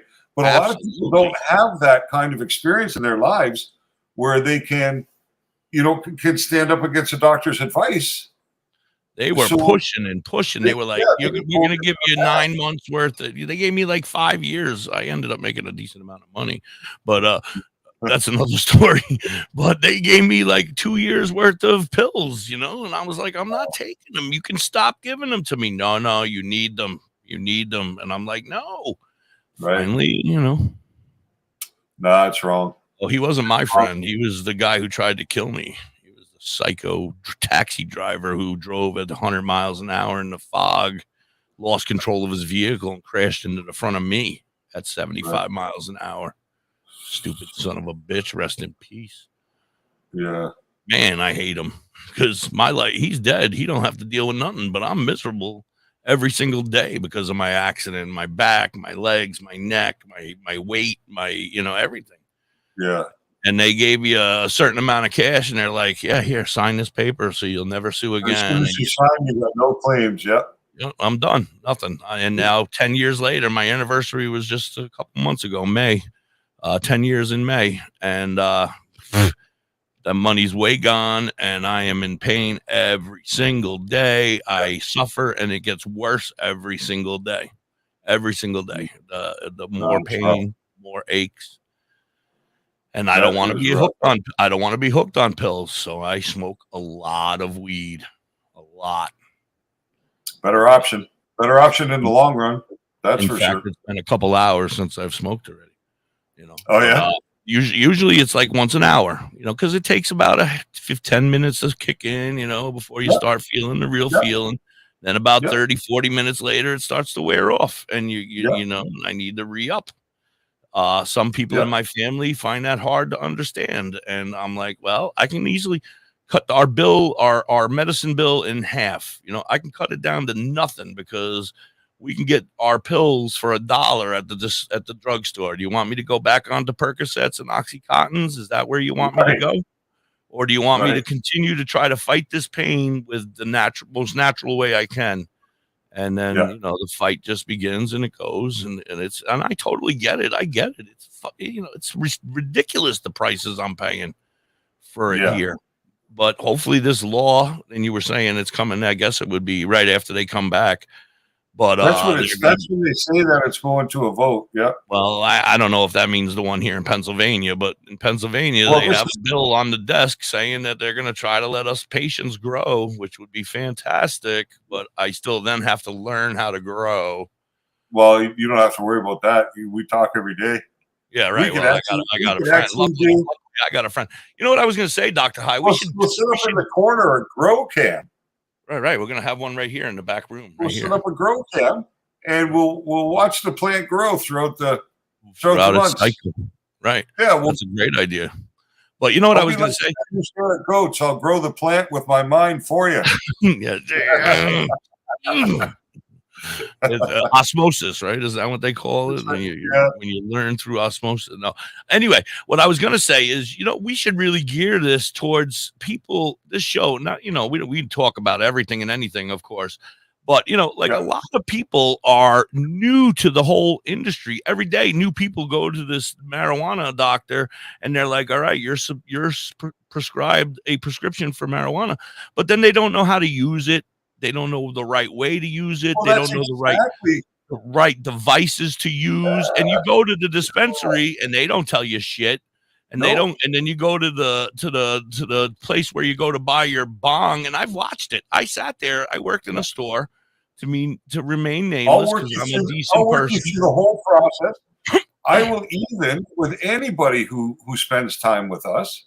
Right. If they give me their location, their preferred store, what their needs are, I will actually go online. I'll look at the website or wherever they're going to shop, and I'll give them an analysis, the best price, what product's going to work for the right price. You know what I mean? Best to help them. And because like I was saying, the price isn't the cheapest price, but most times the right product is not the most expensive product either. Right. So there is a area there where the product is perfect and the price is fair. And that's always what, you know what I mean? But I'll look into your local dispensaries. If you don't know what products to check out, just let us know here and I'll just pull it right up while we're on the show and I'll have a look. So, yeah. And if I learn how to do stuff, I might be able to pull it up and put it right in our room here where we can look at it together and show them right there on it. Absolutely. That would be awesome, except for I have to learn and I have to spend time with Mrs. Hippie, and I try not to do that. But anyway, what I was going to say is I've seen it happen. I've seen it happen firsthand. And like I said, I worked in a place where they sold that type of stuff, the products that you use for your devices. And I would see like a 60 or 70 or 80-year-old person come in, and it would be their first time. And they'd be like, "Oh, I don't know really anything about it. I don't know what I'm doing." And they would be immediately, they'd be like, "All right, well, you're going to need this." And they'd reach up to the top shelf and they'd pull down that $400 bong and they'd be like, "There you go. This is exactly what you need." And I'd be sitting in my office and I'd be like, "Oh my God, that poor old lady barely has a lung. She's been diagnosed marijuana as a medicine to help her. And they're just going to sell whatever they can for as much as they can because they get paid by commission, and they could care fucking less whether she is getting what she needs, if she's getting the proper dosage, if she's all they cared about was push, and whatever. I mean, I know business and I know that, you want to push, and especially those poor kids that are making no money at all and only get paid because they sell stuff, and that's another whole story with that place. But it's just ridiculous. And I feel like they need a place. People need a place to come where they don't go buy that fucking bong for $400 at 80 years old with a half a lung, because it's not going to work for you. You need to either learn to eat them or whatever. It's you know what I mean? Like when you're talking about recreational use, then that's one thing. Because whether somebody continues to get high or doesn't continue to get high, who cares, right? It's recreational. It doesn't do anything. But as soon as you get to the medical side of things, then a doctor has decided that it's important that you have cannabis in your regimen of treatment. You need to ensure that the method of delivery is one that's tolerable to the patient, that it's one that they will find enjoyable. Not unpleasant. They could even find it enjoyable, but the most important thing is that it's not unpleasant, right? It's not an experience that says to them, "Fuck that, I'm not doing that again." Bad cough syrup that your parents used to give you every time you were like, or whatever, castor oil. But it's important that the experience is one of which they will continue to partake in, right? So as far as I'm concerned, somebody who does that to somebody who comes in, it's just completely unethical anyway.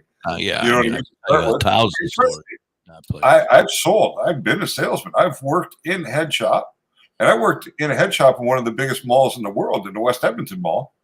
For 5 months, I worked there in the retail side. It was the only time I put into retail, but it was when I first went to Alberta while I was waiting for the licensed producer to be up and ready to go. I needed something in the interim, and the lady who owned this store was one of my customers when I worked in the wholesale. And I went in to see her. Just didn't even dawn on me, but I walked by the store and I'm like, "Two Guys with Pipes. I know this store. That was one of my customers." Shout out to Two Guys with a Pipe. Yeah, that was called Two Guys with Pipes. And shout out. And I went in and I said, "Is Nola here?" I spoke with her. And I told her who I was, and she's like, "Are you looking for a job?" And I'm like, "Well, what do you got in mind?" She says, "Do you want to start like right now?" And I was in Edmonton 13 hours, and I was behind the counter in that store, So I dealt with exactly the kind of people you're talking about. Yeah, it just made me so sad. I would sit there and I would hear them, and I'm like, they should be putting a big sign in the front, because this is like right when marijuana first became legal here, like medically. And I'm like, you guys should have a big sign here. The only spot in town where you can get your medical marijuana smoking devices. You should really push towards helping the people. And they were like, yeah, that's what we do. And then, they'd leave and the kids would be there and the kids would work and they'd be like, "Yeah, we sold $500 worth of bongs today and $2,000. Oh, trust me. Listen, we had pipes in there that were, $1,200, $1,400, $900. We had devices of this nature. I had no problem selling them to a young baller who came in, thought they knew what they were doing, a smart ass who, Well, they just, they were cocky and they wanted what they wanted. That's it. That's all. So they got it. I would upsell them as much as I could. If they wanted to spend Right. $7, I'd mind to take $1,000. But It's don't okay. sell a gravity bong to grandma. It just doesn't make sense. It's just not appropriate. I actually had a kid come in one day and a $50 bill in his hand when he came in. And I said, can I That's help how you you with knew he something? was underage. No, but he wasn't underage. But Just kidding. he's like, can I help you with something? And he's like, oh, I just need, I can't remember. I think he wanted some rolling papers or something. And I said, buddy, you walked in here with a $50 bill in your hand. You didn't come in here for rolling papers. You want something better Come than on. that. Let me see. What are you into? How do you like to smoke? Boom, boom, boom. He didn't walk out of there with anything. You know what I mean? Like I can do that too, but he was a kid who didn't. Right. I'm a salesman. Like, I could sell ice to an Eskimo. But these kids, and I mean, I don't blame them. I blame ownership because ownership didn't pay them appropriately. So they had to do whatever they had to do to make sure they made the amount of money that they needed to survive. If they were on commission, if they were on a commission. Yeah, they were on a really shitty commission too, like 10% of their day. And I'd love a 10% commission. Yeah, so if they made $1,000, they were lucky to walk out with $100, and then they were 1099 on top of it. So then they had to pay their own taxes at the end of the year as well. The whole place was a joke. But anyway, I don't like to talk about them. Anyway, but they were just.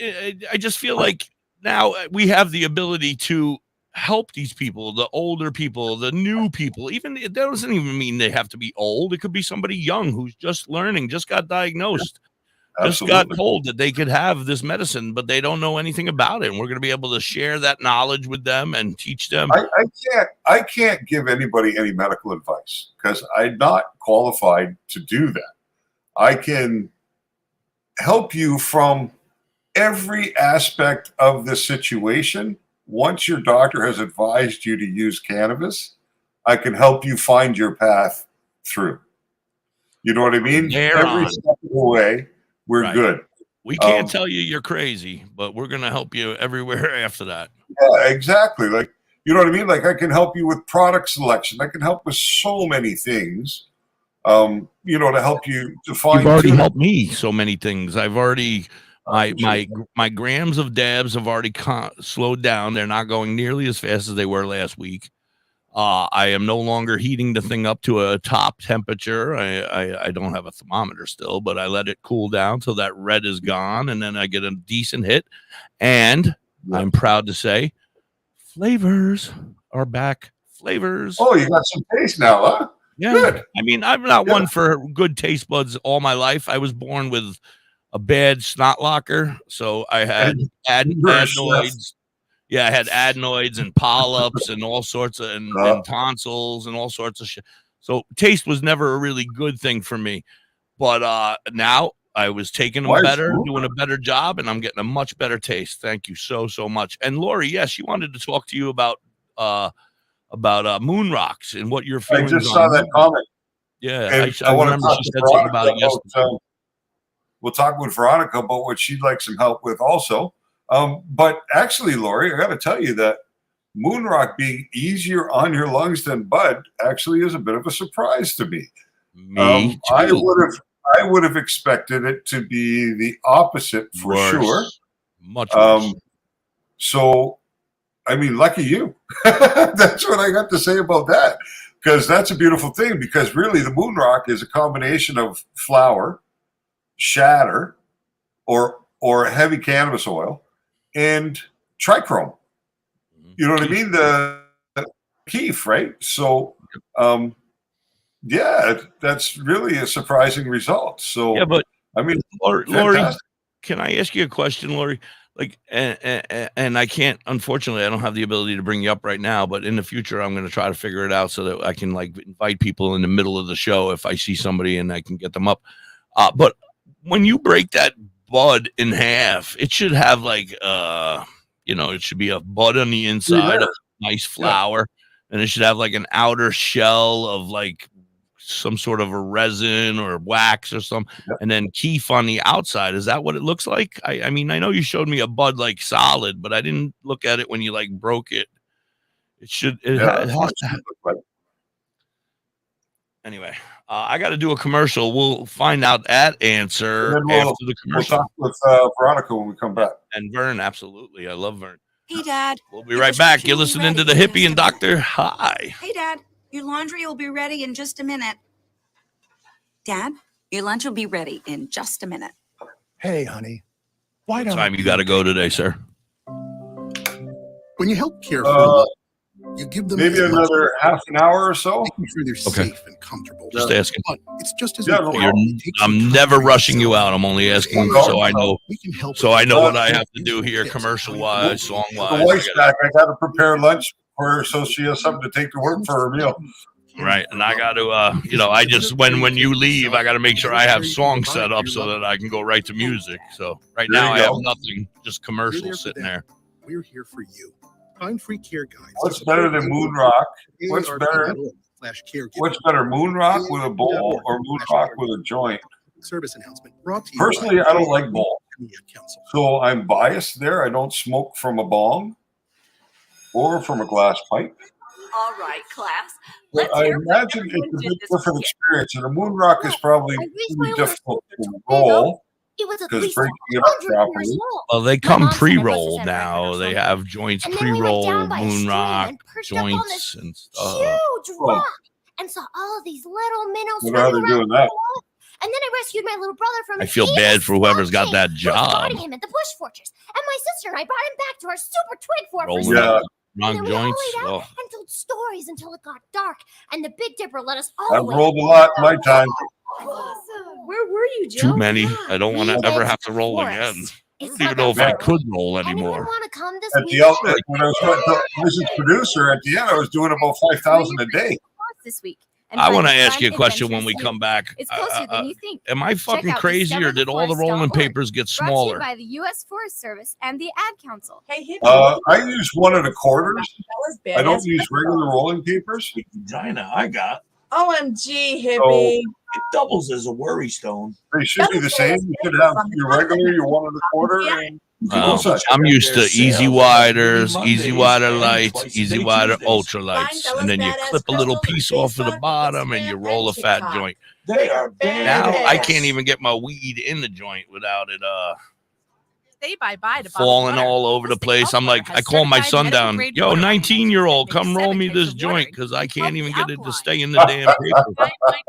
He's like, you are horrible, Dad. I'm like, I used to roll joints with one hand on my leg while I was driving. I never did that. Never could do that. Now I can't even fucking roll a joint. Ownyourwater.org to get a free ebook. Plus, pay for any machine in full and get an extra filter free. Change your water and change your life. If you had the right denim jeans on, absolutely. WTHC, yeah. Back in the 80s, yeah, definitely. I was driving and we'd have the paper, I wasn't driving fast. I wasn't like on the highway, but we'd be driving through the neighborhood and dumbass next to me didn't know how to roll. And I'd be like, all right, set it all up and put it there on my leg. And then I would take my hand and I would kind of just roll it a little bit. And finally it would be there. And then I'd pick it up and lick it, light it, and fire it up. Too much. Anyway. So it didn't happen a lot. It happened once or twice. You have to do what you have to do. Must be hard. You're breaking up. Fuse pre-roll joint. Start over. You were frozen. Start over. You were frozen. You're still frozen. You can hear me, but I'm not moving. No, I can't hear you or moving. Now you're starting to move. But you're not talking.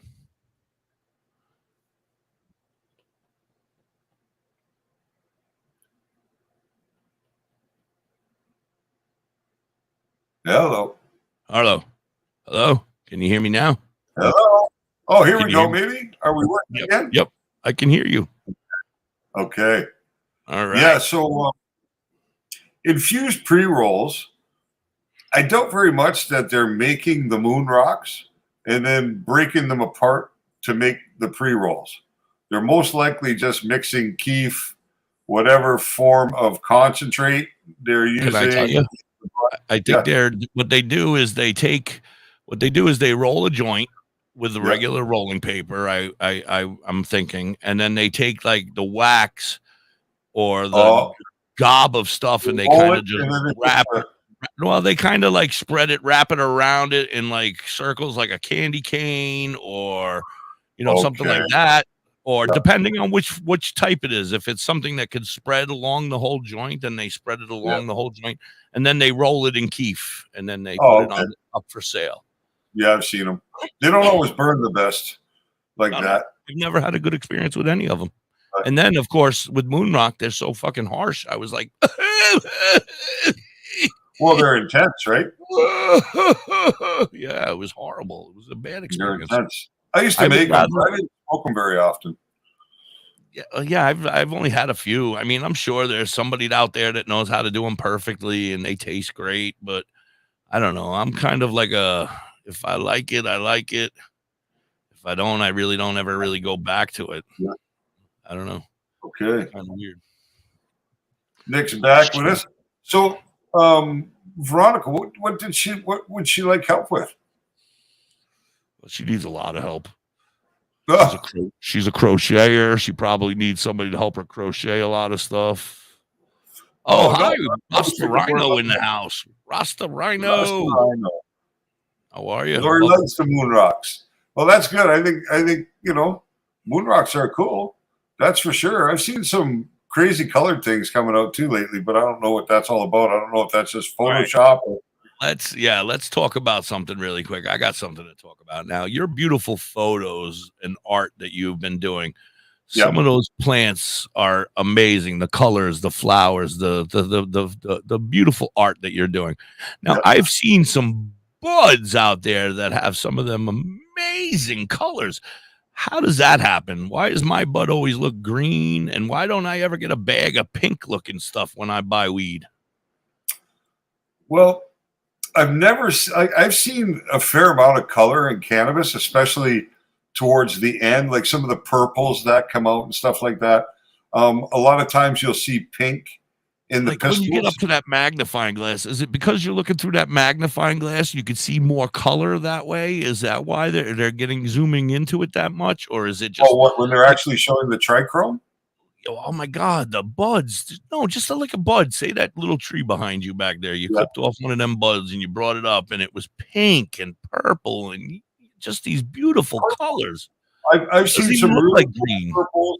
I've seen really nice purple. I've seen some beautiful golden purple, but I've rarely seen anything outside of green, gold, or purple. The only time I ever see a color outside of that, in my experience, is when the flowers are forming. Sometimes you'll see a pinkness in just like a bit of a pink appearance, but I've never seen in real life the colors that show in some of the pictures that people display. I don't know. I'm going to try to pull one up the next time we're live tomorrow when we're live, and I'm going to have one here in the room and show you, because I got this one that keeps coming up on my feed over here, and I'm telling you, this thing is amazing looking, and it's got like little sugar crystals all over it. I mean, I feel like you're fairly close, but you can still see that it's a bud. You're not looking at the trichomes. You can still see that it's a bud, but you can just see these colors, and I'm like, I have never seen a bag of weed, anything like that. No, I've heard, now this is just something I've heard. I don't know whether it's factual or not, but I've heard that you can feed like Kool-Aid or put watercolor, food coloring in the feed and affect the color of the plant. But I think what you see are people manipulating an individual plant or whatever the case may be, because I have seen, I don't know how many plants in my life, many thousands of plants, and I've never seen anything outside of the color spectrum of green, purple, gold. That orange is gold. Or As that- the plant starts to or die. that rusty brown that we used to get, that rusty chocolate crappy ass brown with all the seeds and the stems. Yeah, but that was more a result of the way that it was dried and packed, and you know what I mean, stuff like that. But yeah, I've never seen in reality a plant that looked like some of the ones you see on High Times or on social media that have these really vibrant colors that are not in that spectrum of green, gold, purple. You know. Yeah. Just Well, never that seen makes sense. The putting different colors into it would, yeah, that makes a little bit of sense. I mean, that would make sense to why it's pink and it looks like goddamn Fruity Pebbles. Yeah, that's what I've heard, that how they do it, but I just don't know exactly how they're making those plants look like. I mean, it could be Photoshop.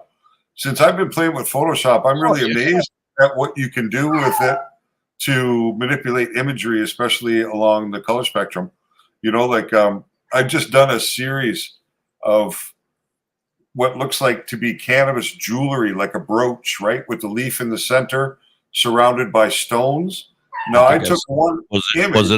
Was it on your pictures? Because I think I seen it. No, nobody's seen this one yet. But I was able to take this one image and produce 5 incredible color variations of it that to me just blew my mind. One image, 5 images, but colors like, and so Photoshop can do some incredible things. So who knows how these plants come to be photographed looking like that. That's all I can say. Yeah, You know what I Lori, mean? that's because when the commercials come on, I have to turn them really loud here. But then when the commercials come on, they go, wow, they blast in my ear. So I pull it down really quick because I can't handle that. And then I forget to push him back up. So then he's low. So thank you for telling me. I pushed him back up. He should be louder now. Ross the Rhino is talking about it turns purple in late bloom. And yeah, that's true. A lot of strains do. I've actually, you notice when you're trimming in that fresh plant, cleaning it up, your scissors will sometimes be tinged purple, right, with the trichrome. Like I've seen that quite a few times. Almost the juice is purple when you're trimming off the buds when they're fresh. So yeah, purple is definitely a color that is vibrant, and I can pull up personal grow pictures of plants that are the most spectacular purple. You know, just gorgeous purple and like this super silver color because of the trichrome just glistening on the buds. Love the scissor hash. The scissor hash. Yeah. So he wet trims and he sees it. Yeah. Scissor hash is the best. It's grower dope, right? Growers get the best high always. You know, whether that comes off your scissors or you know, the fact that you get to select the finest buds for yourself. Yeah, no doubt. I agree. Love that color. So nice. So the sound is low. That's addressed. YouTube. Man, we're all over the place. How's Robert today? Over there in the UK. 7 o'clock at night. Tea's finished. Time to settle in for some football, maybe, in a big joint.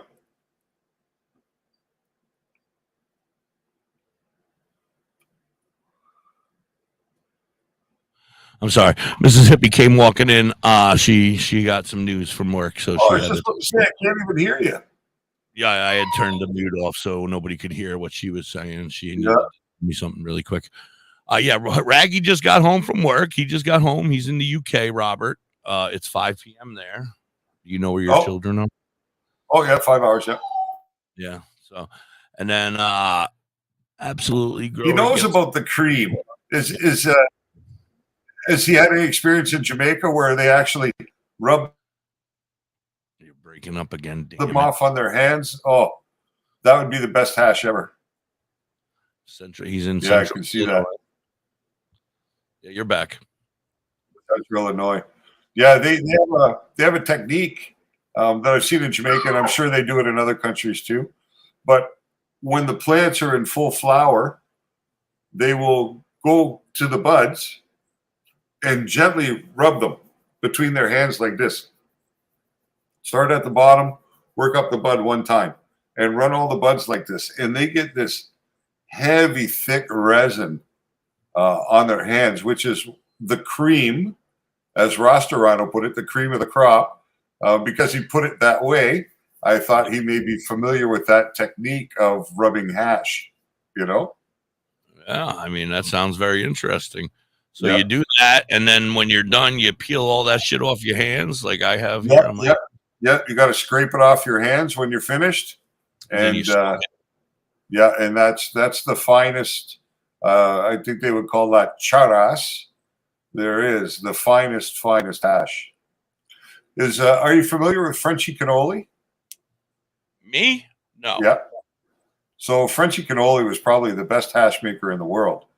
Spent years in Afghanistan and places like that, Morocco, learning the traditional methods, India, of hash making, and probably the most well-known hash maker of our time. Unfortunately, he passed away maybe 2 years ago. But this guy, you can see his work on YouTube, and I'll tell you, you'll never see hash beautiful like this, you know? I used to know a fella. By the time I met him, he was probably 70 years old. He was a hash smuggler from the late 60s, early 70s. That's what he did. He was from Quebec, and he used to go to Afghanistan to get his hash and smuggle it back from there. And he was showing me pictures one day, these old faded out pictures of him in Afghanistan with a camel train loaded down with hash. And for $50 US, he got the hash and the camel. So for every $50, he got a camel laden with hash, you know, and then he had to get it out of the country and get it back into Canada. But $50 for a camel and all the hash the camel could carry. Wow. Is that not crazy? Now, what is our, what would you say is our hash now at the dispensaries? What would you consider, compare it to? I mean, like, is it our dabs? Is it our caviar? Is it, I mean, I know we can still get hash. Is hash going to make a comeback?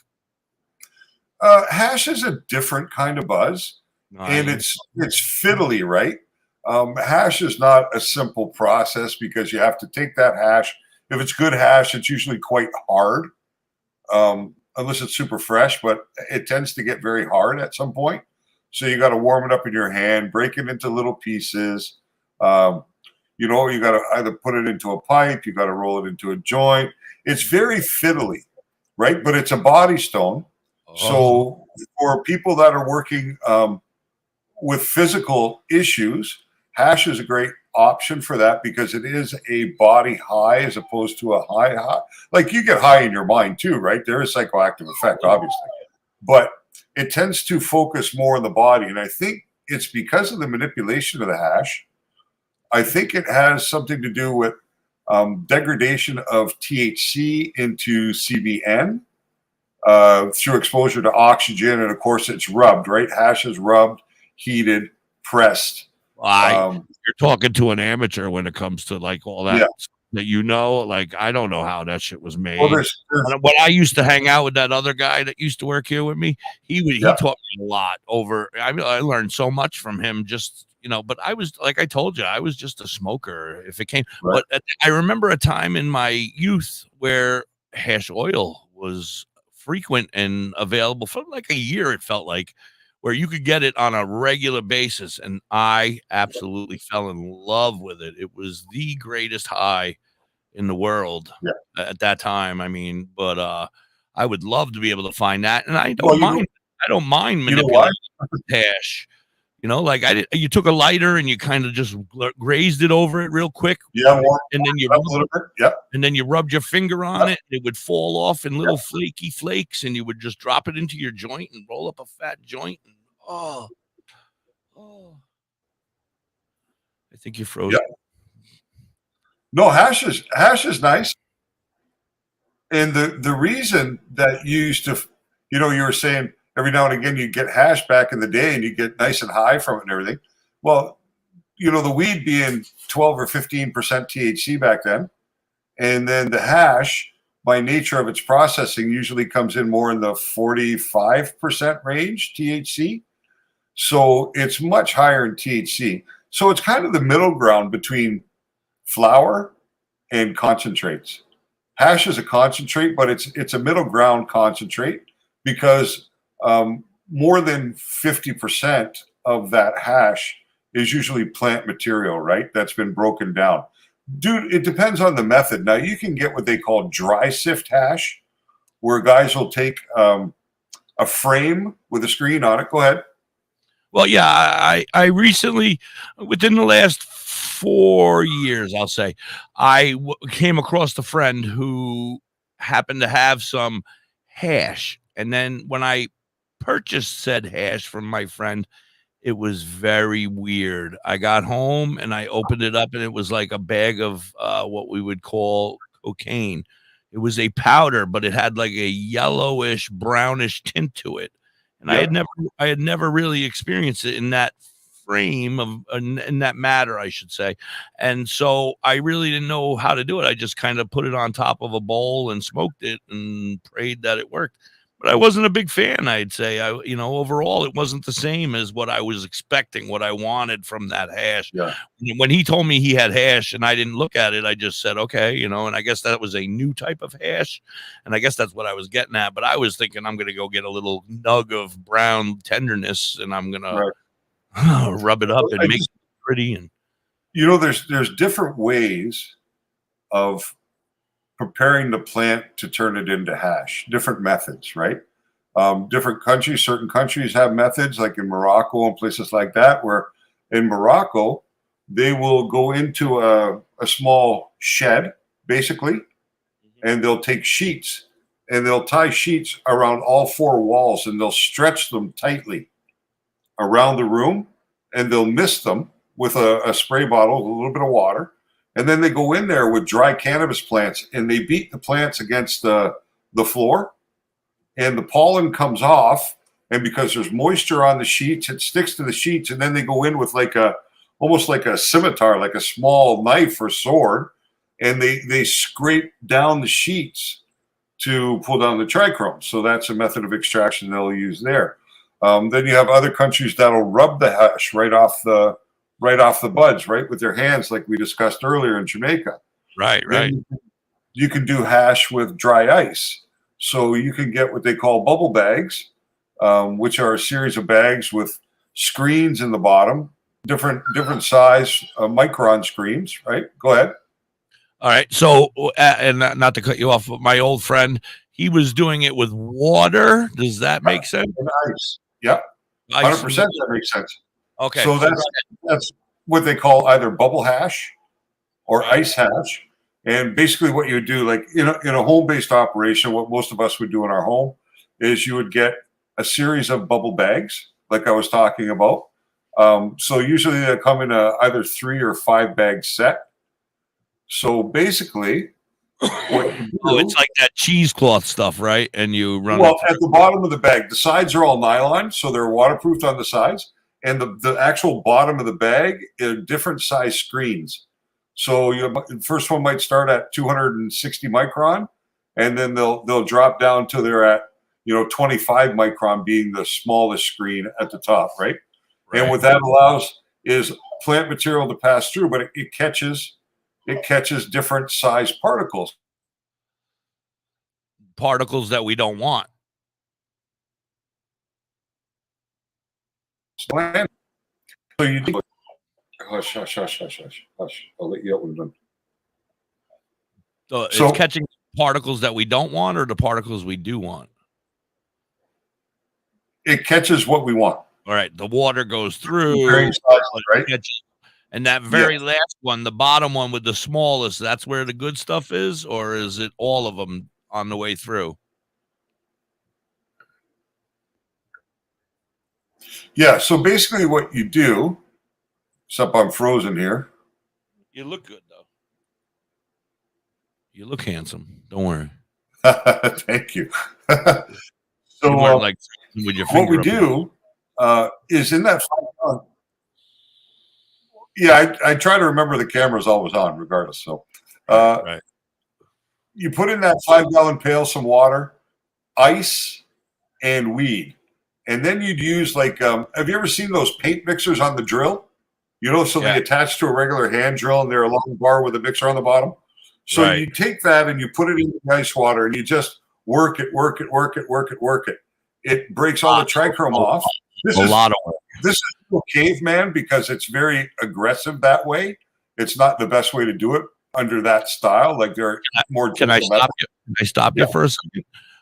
Now you're talking like we go right behind you there into that forest and we just cut down some of them big old plants and we put them right in there just as is, right? Stems, seeds, sticks, boom, everything, right? And then we just grind that shit up.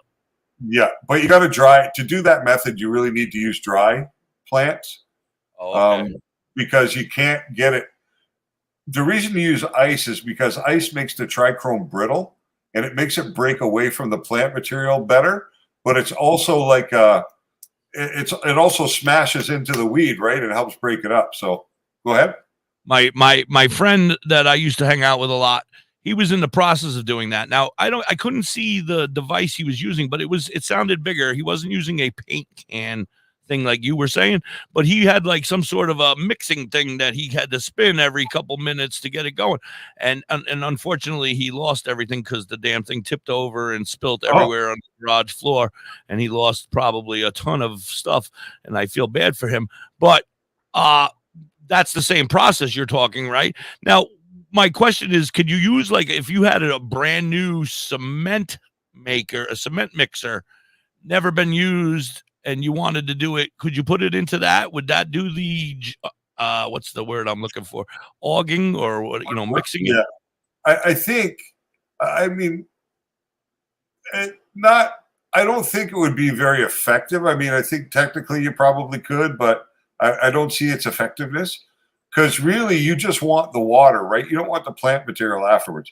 So the better use would be your washing machine. A brand new washing machine. I've been in places that have had they make a lot of 30, it. Yeah, where they've had 30 washing machines running full of weed and ice, and then as the discharge came from the washing machine, all that water was funneled through a system through bags, right, to catch the hash. So those bags are fairly important in that whole process. Those bags are the most important. Yeah, that's the most important thing because that's how you size out the particles. And you have different qualities of hash, right? There's 5 bags, you said, in that system, right? Yeah, it can be 3 bags, can be 5. It depends on what system you buy. 5 is the better if you're going to do it, right? I would assume more is. No, not necessarily. As a matter of fact, the larger sizes will catch bigger particles, which means you'll catch a little bit more plant material and stuff. So it's actually the smallest size, the 25 micron, that creates the best hash. That's the highest quality. But now you're going to get hash on each of those levels, though. You'll have different qualities of hash. So, like bag number 1 might have crappy level hash, but by the time you get down to level 5, you could still get rid of all that hash or use that hash as medicine. But you'll have better grades as it gets down to the very bottom. Exactly, because you start with the highest hole, the biggest holes, and down to the smallest, right? So the materials filter down by size, and your final bag collects. In that big bag up there, it's going to be a lot of wet weed, and right. I mean, it's that's first bag catch where you're going to get a lot of that wet weed and shit. Now, our friend Ross Rhino over here said, I saw a video with someone shaking herb in what looked like a bubble hash bong filled with dry ice. Then they shook it harshly and all the keef fell out of the bottom. Yeah, exactly. What they use is the same thing, the bubble bag, over the bucket. But what they'll do is they'll put dry ice, they'll smash up dry ice and put it into the bucket with the weed. That makes it super brittle, so the trichrome breaks off easily. Then they cover the top of the pail with the bubble bag, shake it all up, and then turn it upside down and pour it over a glass table or a smooth surface. And all the keef comes through the bag, and then you just scrape it up. So it's another method, absolutely. Yeah. I apologize, Rasta. I can't read. I'm old. Yeah. bag. But that's exactly what he's talking about. Yeah. There's video of that on YouTube. That might have been where Rasta saw it. I don't know. But we appreciate your questions and hanging out with us, Rasta. Please share it out to everybody because we're going to be here every day at 10 a.m. on the East Coast. That's 9 Central, 8 Mountain, 5 Pacific, and I guess it's like 11 o'clock up there in New Brunswick, Canada, and Nova Scotia. Yeah, an hour different than here. Yeah, they're an hour ahead of us, right? Yeah. So, yeah. But yeah, there's a lot of ways to produce hash. Different countries have their own methods. There are different methods that can be done. You know what I mean? It's just yeah. I mean, that's crazy that you say that. Because, like, that's crazy that you say that because, like, that's weird that, like, I never even knew how hash was made. So, I mean, that's amazing. But then for, like you say, like the guys with the beating it on the wet towel or whatever, yeah. and then. And some of them you're going to end up with that powder. I mean, how do they do it in Afghanistan? How do they do it in Poland? How do they do it in the Netherlands? How do they do it? You know, it's all a matter of how everybody does it. What's their and it may not have gotten to there. You know, America might or Canada might be ahead of the. You know, obviously we're probably ahead of some of those foreign countries. Now, almost all hash that you see in the commercial market is done with water. Vortex trichrome separators, which is ice water hash. It's very efficient. It's it's the quickest, easiest method. You take all that wet material out, you put it into a freeze dryer, you freeze it, dry it, you put it together with a little bit of heat and a 2-ton press, and press it into blocks, and you're good to go. Like some hash, there are countries that would, once they were done preparing the hash, would take it and bury it in the ground and thought it was right when the mold started to form on it. And, you know, there have been a lot of different.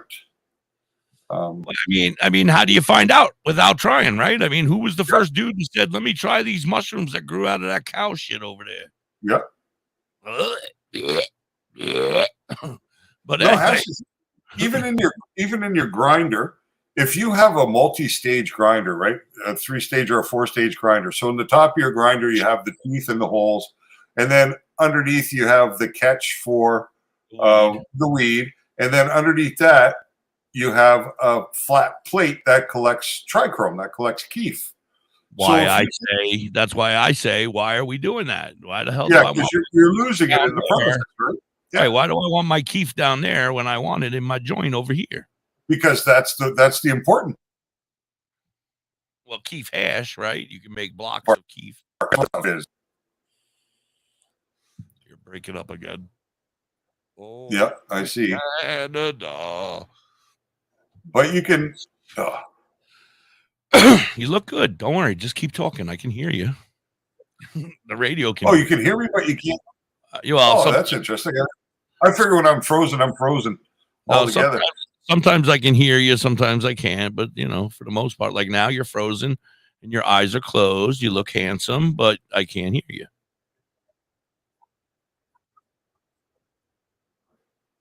There, see that handsome got a smile out of me. So, yeah, you can just take that trichrome from the bottom of your grinder, put it into the palm of your hand, and just work it gently with your thumb, and it'll turn into beautiful hash. See, you know? I always would like lick that off or scrape it off and throw it in the garbage whenever I was, you know, that's throwing it away should. Yeah. Oh my God. You know, when my wife made that imaginary grow that we may have done like a couple years ago, and we got those 15 or so plants that didn't do great, but did okay. Yeah. My hands were so sticky and so covered in shit. I was like devastated. I'm like crying for a week trying to scrape that shit. I could have smoked all that. Yeah. Oh, for fuck's sake. Yeah. That's finger hash. Now I know I'm going to be fingering my hash all the time now. But how did you get oil? How did you get oil though? Like, how did they create oil?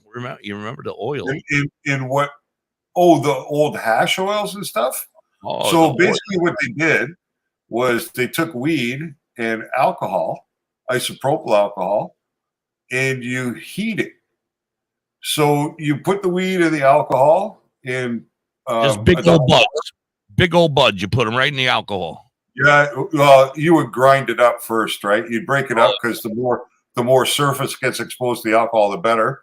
So Okay. you'd put it into the alcohol like that, and then you'd slowly start to evaporate the alcohol off. And then at some point you would strain the weed out until you had nothing but a alcohol Dark laden resin yeah. looking. And then you would take off the rest of the alcohol. You know, you continue the evaporation process until you were down to just the oil. And that's why it had the green color. You know, like it was black, or when you spread it on a paper, it would show green. Yeah, it would show a little green or brown. Yeah, a little depending. That was chlorophyll. That was the chlorophyll from the leaves, right? Chlorophyll. That's what brought the green. And chlorophyll doesn't taste good. That's one of the reasons curing cannabis is important. I feel like Adam Sandler. Chlorophyll. Chlorophyll. I don't know the next line, but I want to say it so bad. Yeah. Chlorophyll. Anyway, yeah, that's I'm gonna try that. Do you recommend trying that at home? What, hash? Making oil. I want hash oil. Well, if you feel okay with putting alcohol on heat, alcohol. No, but you got to cook it. And that gets a little dicey. You got to put it on the burner. You know what I mean? As long as it's going to be like, you know, like if I were flambeing something, right? Well, no, that's not what you're looking for. You're just simply looking to heat it up enough that it evaporates. Right. So I have it on low heat and just let it go for hours. Yeah. You got to be careful though. Like there was a guy in Montreal. I don't know, must be 20 years ago now. He killed his child unintentionally. He was making hash oil in the house, and he was boiling off the alcohol. He didn't have it properly ventilated, and the small kid, maybe 2 or 3 years old, died from alcohol poisoning from the vapor in the air. Forget it. So you got to be well ventilated if you're going to do that. Plus, why would you want to make your own oil? It's not great anyway. You know, it's so messy and hard to work with. How do you know what my oil's like? Well, I know any oil I've ever used. I know what it's all about. Man, I enjoyed it when we were in the 80s. Those small little 1 gram vials where you had to get that long needle, dip it in, and heat up the vapor and lay it across. And aluminum foil. We were geniuses. We put it right on aluminum foil, and we had a straw. We lit the lighter right underneath the aluminum foil. The smoke would just turn into little smoke. It would bubble for a second, turn into smoke, and we. Yeah, chasing the dragon, they call that, don't they? But not usually with cannabis. I've never heard it used that way. Oh yeah, we were geniuses back then in the 80s. We knew exactly what would work. I never tried it. I mean, we never knew what we were doing. We were like, "What is that?" My friend came over with a jar of it. He was like, "Dude, we got hash oil." I'm like, "Hash oil? What the fuck is hash oil?" Yeah. Like, I don't know, but I paid $30 for this jar of it. I'm like, all right, let's try it. Yeah, they used to come in those tiny little 1 gram vials, right? Like the ones with the cocaine in them. Yeah, the ones that would have cocaine in them in the old days. Same idea, but they were oil. Yeah. Yeah, except for it was filled with black tar, and it was just like, oh. I remember my buddy taking one hit and just passing out cold. Well, that's probably as close to RSO as you can get, right?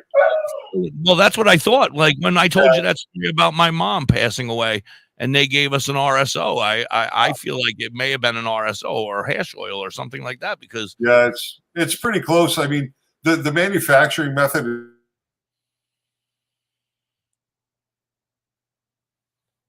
He's so cute when he freezes. We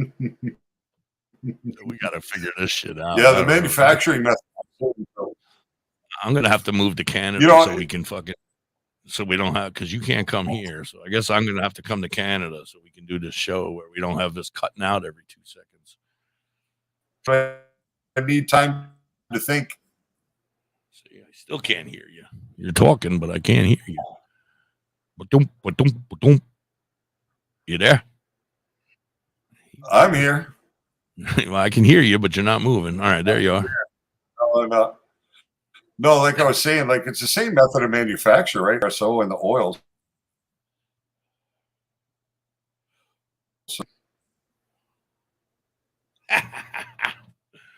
This is great. Great. Brutal today, huh? Yeah, Well, it went okay for most of it, but yeah, the first got a little bit long. we've had some Right. issues today. Let's just say it's been a day full of issues. The first half hour, you and I were having issues. Now we're having more issues. And then Fido over there going crazy, trying to kill the next door neighbor's dogs. It's been a good day. He's still crying. There's still something out there he wants to go investigate. He wants out there. Yeah. Is he one to run on his own, or is he one that goes on a leash, or do you walk him? Well, we're fully fenced here. I got a fenced space. So. Yeah, I wouldn't have let him out with that strange dog with fear of what might have happened to that strange dog, right? I don't think he'd be the one coming back with the problems. Was he in your property, or was he outside your fence? Well, he was outside the fence, but he was on the property. But you could see through it and see. Oh yeah. Do you have wild animals up there in Canada, like besides grizzly bears? Hey, let me tell you, when I go to Walmart, I got to drive past roadkill probably 8 or 9 times. Of deer to Walmart. Sometimes deer, a lot of raccoon, a lot of skunks, coyote, stuff like that. Well, we got black bear here too. You can see black bear in the fields here. I think I've only seen one. Hold on, let me tell Rasta before he leaves. Rasta, we are live every morning at 8 a.m. on the radio. I start my show at 8 a.m. Dr. High usually joins me right around 10 a.m. And then he hangs out usually until about noon 30, 1 o'clock Eastern, and then he takes off for the day, and then I'm still on the air until 4:30 Eastern on Live 365 or TuneIn. It's WTHC. You could tell your Alexa or your whatever to pick up WTHC. And then, so 10 o'clock Central your time. No. 10 o'clock Eastern. So 9 o'clock Central, 9 a.m. Central for you, buddy. And then, because I'm in Pennsylvania, he's up in Canada, and together we are high.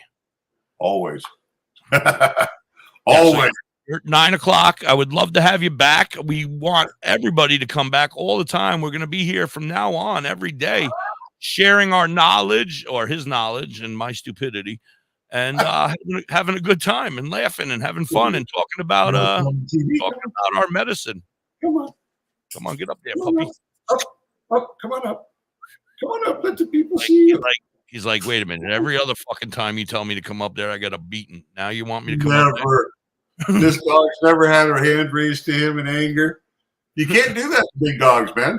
You can't hit big dogs. I would never hit my dog, man. My dog would get away. There he is, frozen. You might have a problem.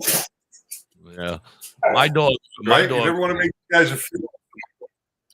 My dog is afraid of me, but not in a bad way. She just knows that I'm in charge, but nobody else in this house is in charge, and she just takes them and drags them around the yard and does whatever they want. Dogs are ultimately good. They're just looking for a leader, right? Yes. Dogs want a leader. They're pack animals, and they want to be led. So as long as you are a leader, your dog will follow. You know what I mean? Most of the time. You don't have to treat them poorly. I've seen people treat their dogs horribly, and it's no good. No good. You got to love your animals. They're there to love you back. It's unconditional. It's probably the purest love you'll ever get in your life from a dog. You know? Absolutely. I agree 100%. I'm trying to get the banners down, but I don't know how to get the banner off. So that, anyway, Hippie, I should be on the roll. I got some things to do. I gotta feed my wife before she goes to work. Okay, buddy. Notice she's done in the fields. Right now, it's time to go to the real job. Yeah, she's got her other job. She's a nurse. You said, right? Yeah. So you're Dr. High and she's Nurse High. Yes. Right. She's Nurse Mary Jane. Nurse Mary Jane. Okay. I forgot what I was going to say now. Rasta. I can't. My name is Da.Hippie. I'm trying to find the comments again. I'm the Hippie. Nice to meet you, Rasta. Thanks for stopping by and spending some time with us. And that's Dr. High. Yep. Cannabis Knowledge Pierce, same buddy, Robert. I'd like to know what hash and mushrooms, how that works. But perhaps we can get to that tomorrow. and everybody else has spent some time with us today. So thank you. Yeah, it's been awesome. I agree 100%. And it's going to get better every day. Look, we got 11 smiley faces today instead of 10. So it's already getting better. Nice. See, every day it's going to get better. We're going to have a lot of fun. Hippie in Dakota High. Oh, Dr. High. But really, for us to be at our best, we need the people to ask questions. Because we really want to work with them. We need to figure out how to set up like a phone line, right? So they can just call in. Yeah, no, I'll have that set up. I'm going to try to have that set up by next week. I already had a phone number. It was the last 4 digits were weed. I love it. Because I don't know how many of them are like us, but my day and age isn't about messaging and texting and comments. It's about conversation. Yeah, I agree 100%. Well, that's why he's saying you need to join our Discord, because then you could be back there with us whenever you're around and hang out. And you got 20 or 30. We have 75 plus people back there who are always in and out. I'm on Discord, but I just use it mostly for creating art.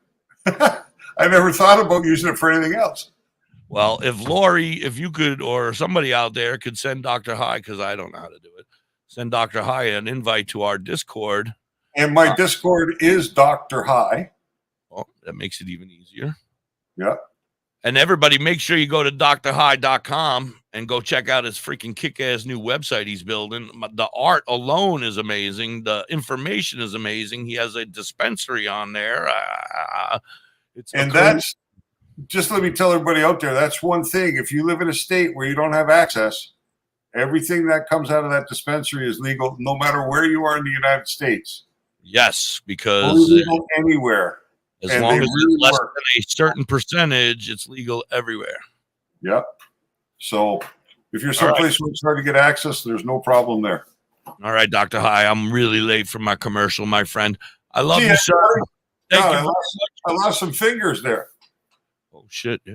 Look, this is so good. This is bad. This is bad, Hippie. I don't know what happened. All right, my man. We'll see you tomorrow, right? No, nothing coming up. You'll be here tomorrow. All right, we're around. I'll be here tomorrow. I'll be here tomorrow. All right, Facebook and YouTube, you guys are amazing. We love you. Thank you so much. Please share it out, subscribe, do whatever they tell you you're supposed to do on this. I think we're up to 70 followers now on YouTube. Yay. Nice. Couple million more and we'll be all right. We'll be able to make some money. We'll be good. Once people know that we're here to help and that we actually know what we're talking about, we'll be good to go. Absolutely. Well, you do. I'm here for the stupid questions. All right, Dr. High, have a great day. Nurse High, have a great day. Love you guys. We'll see you soon. See you tomorrow. Peace.